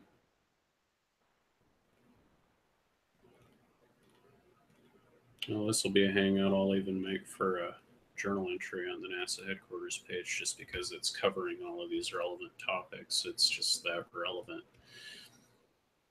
We'll have to do one on the Apollo stuff later and some of the other space program theories. Oh yeah, and we can play back that video, that one that guy made of exactly why the moon landing couldn't have been faked, because they didn't have the technology to fake it. And just reference back to this video or any other type of, you know, theory, etc., so on and so forth.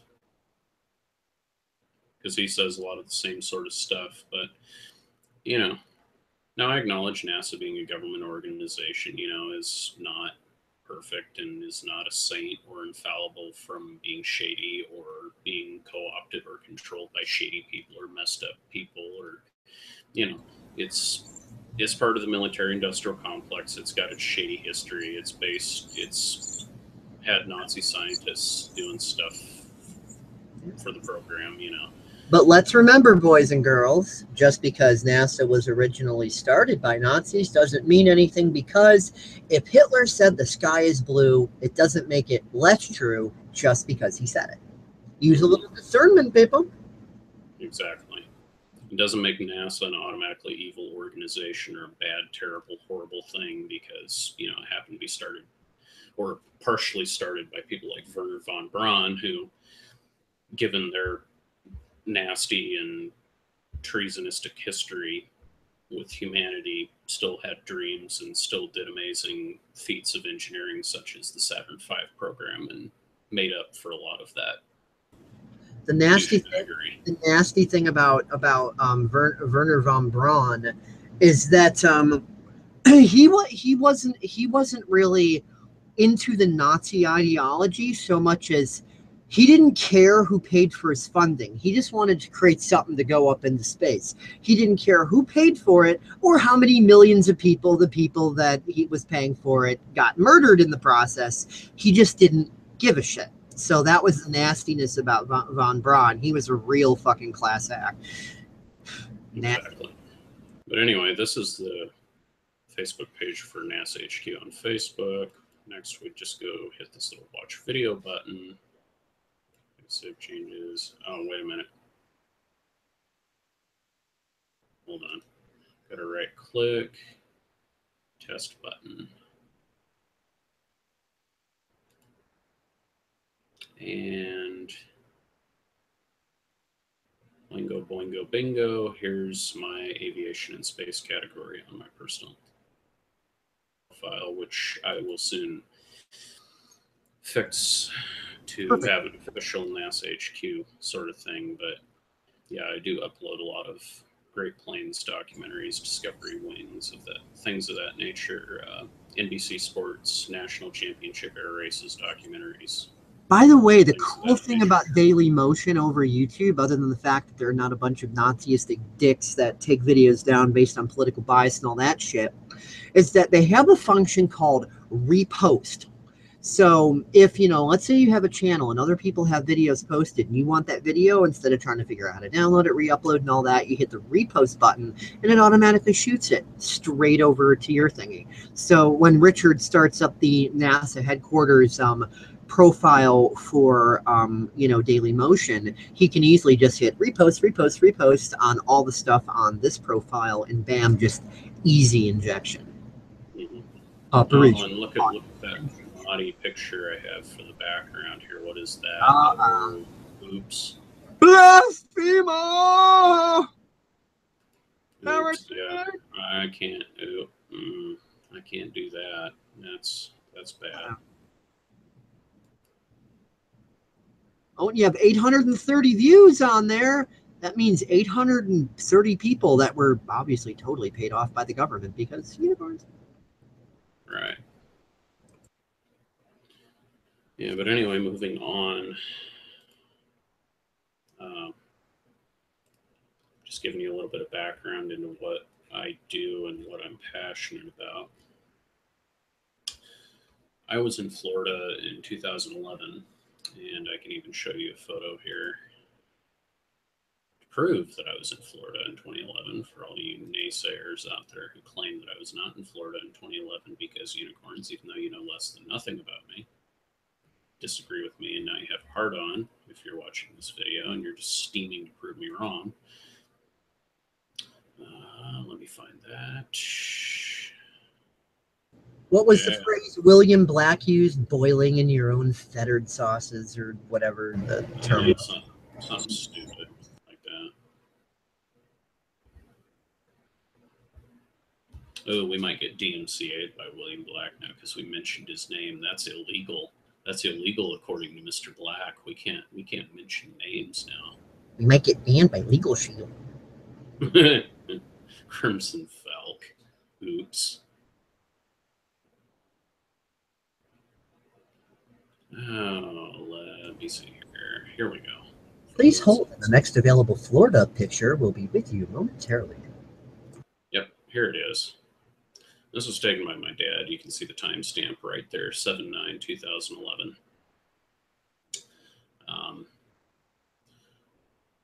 Yeah, here's pad 39A in the background. That was the launch pad that was used to launch Space Shuttle Atlantis on the final 135th Space Shuttle mission to the International Space Station, closing out 30 years of the shuttle program. I got to see the final launch. That was pretty cool. That's another question. If there is no International Space Station because the Earth is flat, when the people got into the space shuttle and went up and didn't come back down for a while, where did they go if there's no place to go to? Just saying. Yeah, and to all the people who claim that, it's, oh, that's CGI, oh, that's fake, what you saw was fake, I just want to sit there and point out, well, it's kind of hard to fake a space shuttle that causes the ground to rumble, and you can feel the vibration of those main engines and solid rocket boosters rumbling in your chest. And you can literally see this live streaming footage of the space shuttle going from the launch pad and launching into the stratosphere. You can see this huge plume of aluminum dioxide and all of the other burnt chemicals that are in those solid rocket boosters. Yeah, lovely stuff. Good for the environment, right? But awesome to watch. You know what? I know what I'd like to see. I'd like to see a Jerry Springer episode where you've got the family members of the crew that died in the Challenger and Columbia, I do believe it was. Yeah, I'd like to see them versus some flat earthers telling them that they're all a bunch of paid off liars, and I want to see how that turns out. That, like, I don't watch Jerry Springer, but that would be one that I would watch. Just saying. Mm-hmm. Yeah, no, and going into another point, I mean, it really boils down to, so if this is all fake and all an illusion, was every person that saw the space shuttle go up 135 times, which is millions of people, millions upon millions upon millions of people, not just people who were there, but people who watched, people who were technicians, people who built things, people who put stuff together, all the people who assembled payload bay items, who loaded stuff on board those shuttles, who were responsible for technical systems, technical loadouts, astronaut suits, sewing patches on things, putting the ceramic tiles on the orbiter, all the hundreds of thousands of NASA technicians all across the US, Canada, and various other parts of the world.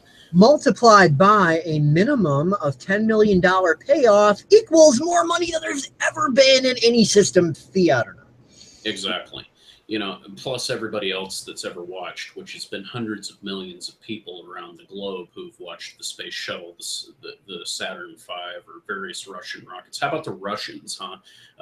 It's been really popular in the fake news lately. So are the Russians in on it? Did Putin create this whole round Earth thing? So are we going to go into a fuck Trump session because Trump and Putin are working against humanity to convince us all that the Earth is round? I mean, where do we want to go with this?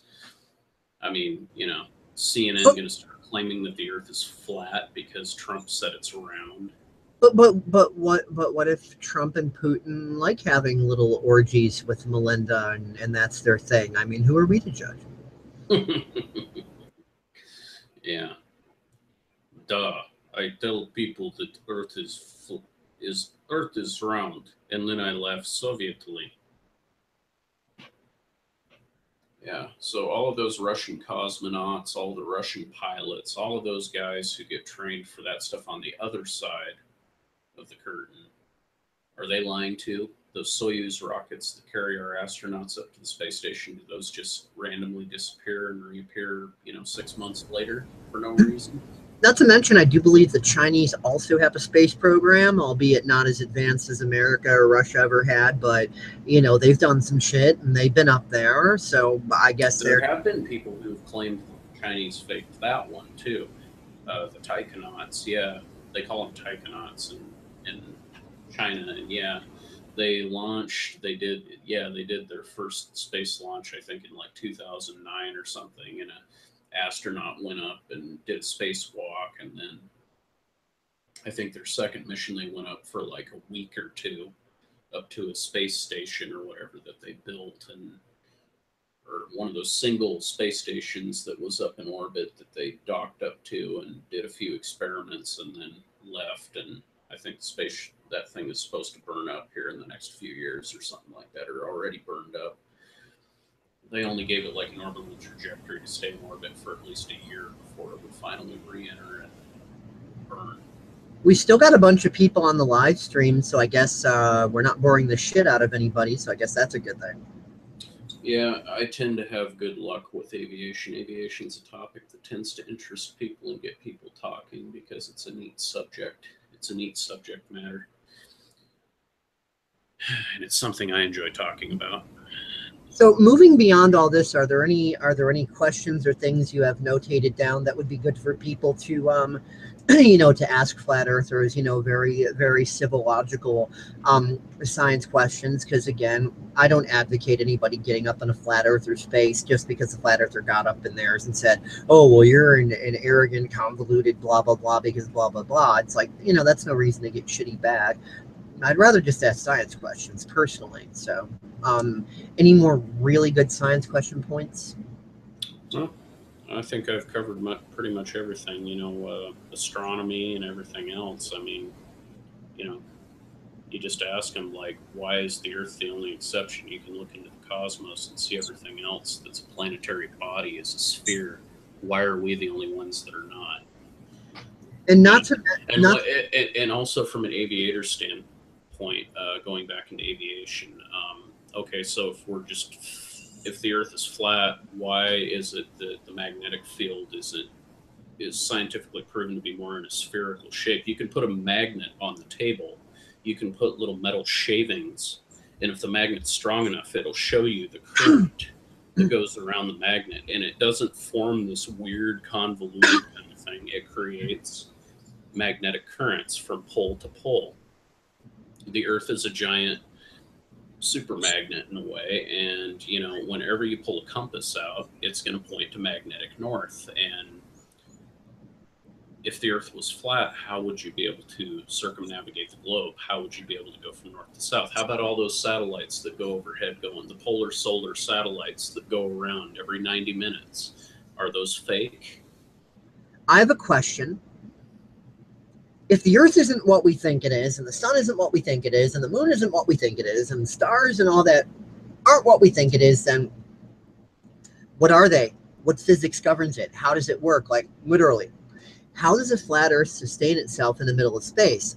Unless, of course, they're going to tell me that space doesn't actually exist and what surrounds the flat Earth. And then what is the sun? What is it made of? How does it operate? I've been told by people that the sun and the moon orbit around the flat Earth, and then the flat Earth orbits around Polaris somehow for whatever reason, and then that it's like, okay, well, how does the physics of that work? And like, if stars aren't what we think they are, what are they? If the moon isn't what we think it is, what is it? I mean, like, what is all this stuff? I really want to know, because obviously, if the Earth is flat and everything's totally different, then everything that we think all this stuff is, it's something totally different. So my question is, what is it? What physics governs it?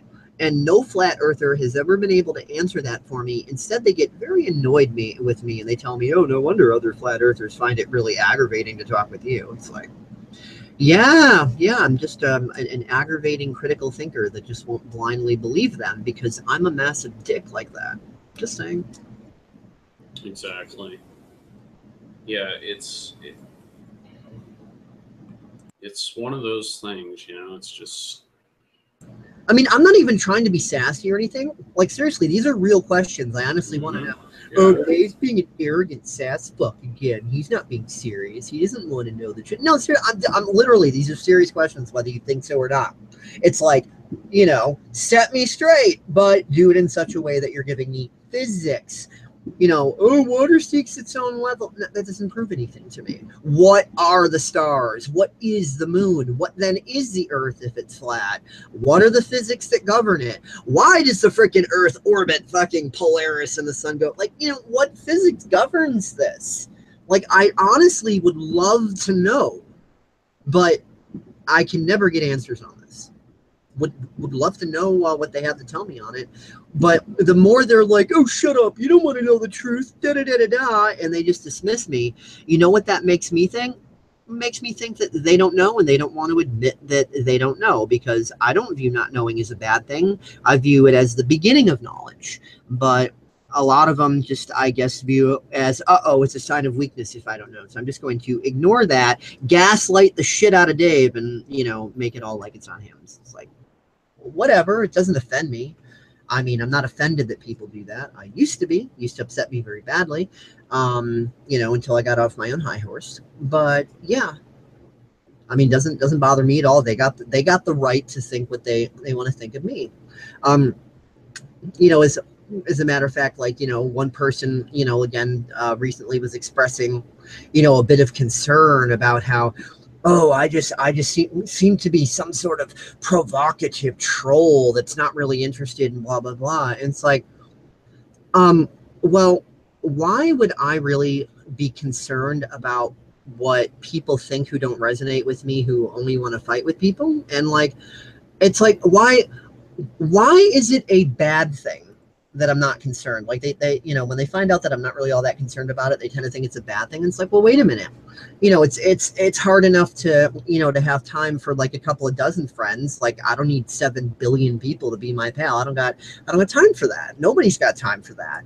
So it's like, if the world doesn't like you and isn't your friend, well, why is that bad? Then that means the only people that want to deal with you are the people who can agree to disagree, who are not judgmental, who accept you for who you are, who you have no drama with and you get along with. So why is that bad? And why would I want to cause anybody any trouble that doesn't resonate with me? Why would I want to get in their face and have this drama fest with them? Or why would I want them to do that with me? Why would I care? Like, oh my God, they're not creating drama with me. I'm feeling so hurt. It's like, no, none of that matters to me. Because like, materialism isn't having a bunch of stuff. It's we're supposed to love people and use things, but instead we use people and love things. So we live in a very materialistic world. So it's like, that's, you know, that's the attitude. You're either with me or you're my enemy. You're either a tool on my side or a tool that I'm fighting against. And it's just like, it's the attitude that humanity has harbored for a while now, courtesy of the elites, the stats, societal dysfunction, whatever. And it's very prevalent, you know, in the truth movement as well. Just like it's prevalent in the mainstream, it's prevalent everywhere. But it's like, why would, you know, knowing that, why would I want to be a part of that? You know, I mean, I might sound crazy to a lot of people saying these sorts of things, but you know what? Being authentically yourself makes you look fucking nuts in an Orwellian world. It honestly does, and we truly do live in an Orwellian world. George Orwell and Aldous Huxley weren't warning us about some future, you know, sci-fi world. They were telling us about how the world is and how it's been for thousands of years and how it will continue to be if we don't turn it around. So that was a warning about what is, not some future thing. So yes, we live in an Orwellian world of political correctness, and once you realize that, all of a sudden it's like, hey, you know, the pressure's off at that point once you really realize that and make peace with that. Because it's like, okay, now it doesn't matter what the world thinks of me, so I'm free to be myself. So it's freedom, folks. It really is freedom. That's the way I see it. So, like, you know, if the entire flat movement decided that I'm not worth their time and they're speaking about me and going, oh yeah, that Dave guy, oh, check out his YouTube channel, he's a real fucking weirdo, that asshole, arrogant son of a bitch. Okay, cool. No such thing as bad advertisement. So whatever. Why am I going to be offended by anything any of you say? I don't feel obligated to be offended. So there you go. Yeah, exactly.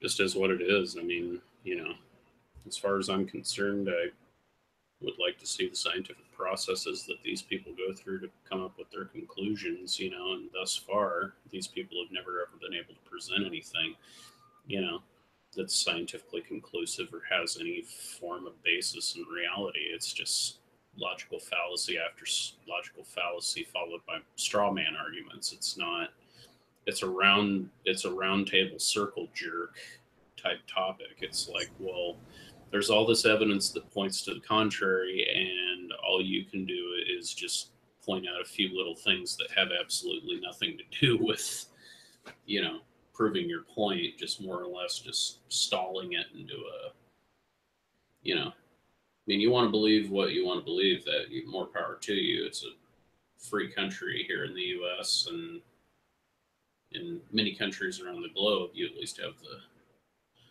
the ability to believe what you want. But it's just one of those things. Yeah, it's like you were talking about earlier, water seeking its own marital status, flat earth terp, you know. But anyway, yeah, no, that Water seeking its own marital status equals flat earth. That's essentially, that's pretty much all I have to say on it. I mean, it's just like, everything I presented here is a valid statement, valid finding, of what really goes on, and until you can prove physics to be totally the opposite of what physics is, and somehow by magic prove to everybody on the planet without making yourself look totally insane or stupid that the earth is flat, by all means go ahead. But that's pretty much where I'm at. And Yeah, I think it's more important to agree to disagree and just like unite on the things we can deal with. We can deal with corrupt corporations by not giving them our money, by voting with our dollar, not at the polls, and only putting our money towards helpful things, and defund the corporations that are committing the atrocities. But if we're too busy fighting with each other, then we're not busy learning about what corporations are good to put our money to and what are just, sending the planet into a toilet. So, that's one of the many ways to affect positive change, regardless of what the shape of the earth is or isn't. I mean, common sense to me.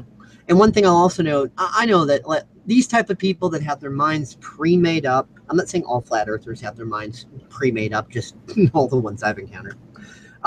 They're going to look at everything that we're saying, and just the mere act of asking questions and putting forth this data, they're going to be like, they can't really mean those questions. They're being sassy. They're being snippy. They're just trolls. They're being provocateurs. They're not really serious about it. Da da da da da. And that's a really, really great cover your ass excuse to avoid answering questions. And guess what? The elites use it all the time. So, bravo. Oh, look, I must work for NASA. Oops. Yeah. You know what? I got the whole early balding thing going on, so I've shaved my head to avoid the bad hairline. But you know what? It's not to avoid the bad hairline. I'm a skinhead Nazi. British kick, yeah. SJW. It's that stupid. Bald head equals skinhead Nazi for no reason. Oh, NASA shirt must mean I work for NASA as a federal shill on some. But yeah, I mean, I can't have an early balding thing going on. No. And I can't wear a NASA t-shirt. And I can't wear a NASA t-shirt that I just bought at Walmart yesterday because I saw it and I liked it, and I'm like, ooh, cool, NASA. Want. Only people who are paid off by the man buy NASA shirts. You know that, right? Right. But I mean, anyway, I think this is pretty much just a hangout for now. We can pick up on other various space-related topics. Yeah, I think this is pretty good. I mean, I think we asked a lot of valid questions and hopefully, showed people that, if they're confronted by flat earthers being nasty, number one, Don't get nasty back. It serves no purpose. It only fuels all of the division, and you don't want to do that. Instead, just ask these questions. If they continue to get snippy and accusatory with you, just still remain polite, continue to ask questions, and what will happen to you is what always happens to me. They just deem me a waste of time and dismiss me, and they just be quiet. Like, oh, well, it's no use talking to him. He's a waste of time. So, like, if that's the worst that's going to happen to you, then isn't it worth being nice to these people? Especially if the worst that could happen to you if you don't be nice is like, some of them might get riled up enough to actually like fuck with you or something, or like have some little mini online stupid war with you or whatever. That shit never ends well ever, as we've seen in the independent research community time and time again. Those little disputes end in nothing but buckets of stupid. So if you don't want to do that, then I think just being nice and respectful to these people is the best way to go about it. Because you're not going to gain. What can they do? You're not going to gain any ground acting like Bill Nye versus Ken Ham. It just becomes nothing more than a pretentious globalist dickwag contest where nobody proves anything to anybody because everybody is trying to say, "No, I'm right. No, I'm right." People are going to believe what they're going to believe at the end of the day. Mm-hmm. But it's valid to ask these questions. It's valid to point out the facts of observation based on 98% of people, and that's another point. The average person who happens to look out the window who is flying in an airliner, I mean, as we stated earlier, it's a rabbit trail. It's something to keep you totally distracted and totally misinformed. But if any of you guys out there who are hardcore, it's truth, you guys are lying. If you guys want to bring the facts to the table, using science and using truth and with the expert commentary and throwing stuff out there and bringing in film evidence and all of that stuff and pointing out what we've been led to believe is a lie, go right ahead. But all I can say is good luck, and it's probably not going to happen. 99.9% chance of not happening because such evidence doesn't exist, and it's a logical fallacy, as I stated. Well, but that's pretty much it. That's in my experience, because we live in an Orwellian world, and I don't mean that as like a complaint or chicken little screaming sky's falling. Just a general observation: waters wet, fire burns, that sort of thing. Because we do live in an Orwellian world, by a lot of people, my passion is often mistaken for narcissism, and my inquisitive mind and curiosity and me just wanting to just ask questions and discuss things is taken as arrogance and condescension and this and that, because they're like, oh, he can't possibly be asking real questions, he's just being a sassy bastard. And I'm at peace with that, because it's like, I look at it like this: if you know that a dog barks because that's what dogs do, and that a cat meows because that's what cats do, you're not going to get mad at a dog for barking. You're not going to get mad at a cat for meowing, and you're not going to expect a dog to meow and a cat to bark. Although on some funny videos, there are dogs that meow and etc. Yeah, anyway, moving on. You're not going to get mad at that because you understand that it just is the nature of what it is. So, why get mad? Why have those ridiculous expectations? Similarly, because this is an Orwellian world, if most people didn't view my passion as narcissism and didn't view my critical thinking and questioning and eagerness to learn as arrogant belligerence, if most people didn't deem it as that, I would honestly feel like I'm doing something wrong, because this world is fucking insane. And if an insane world thought I was normal and perfectly fine, I would think that there is something very wrong with me. So that's where I stand on it. And Richard already said he's done. I guess he's taking a bathroom break.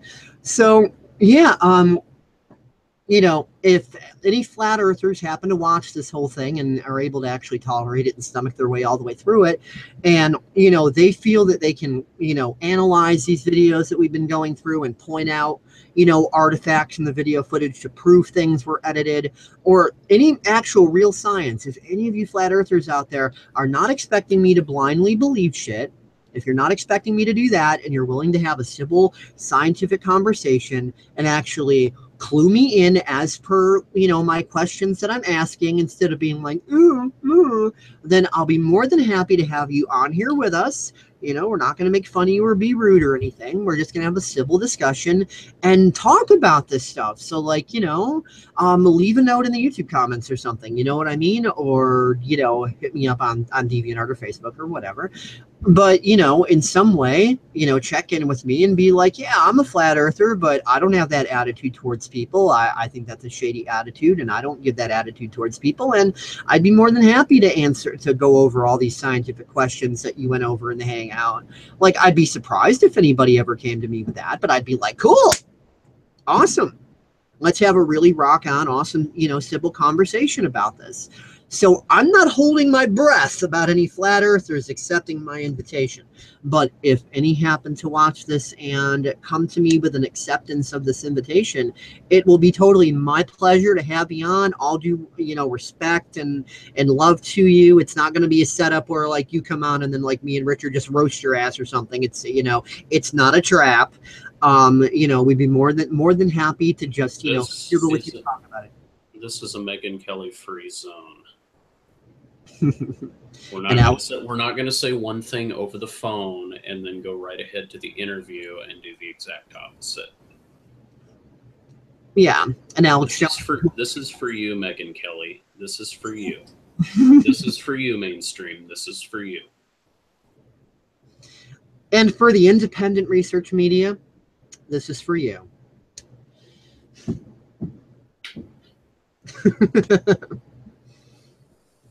So everybody, wherever you are out there in the world, you got nothing more you want to say, right, Rich? Nope. Okay, we're going to wrap this bitch up then. I hope you all have found this useful, entertaining, enjoyable, regardless of which side of the debate you're on or what you think or feel, or, you know, whether you like me or not.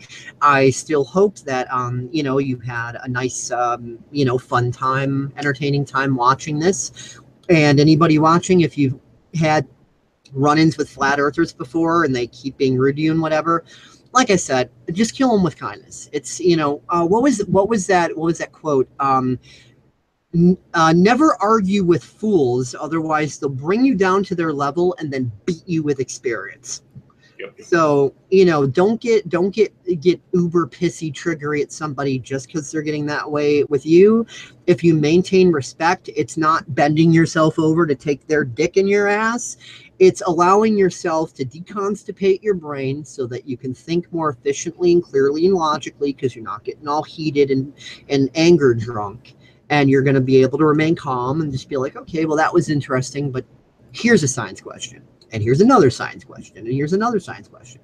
Always remain civil. Seriously, folks. Compassion, empathy, civility. I don't mean kiss anybody's ass or nothing. You know, I've got very blunt opinions. I don't kiss ass. But even with my most blunt, most harshest opinions, I still do my best to maintain a level of respect for people, even if I'm disagreeing with them. Just like I'm disappointed in how the truth movement's been acting, but I don't hate the people in the truth movement. I hope one day they stop fighting, you know.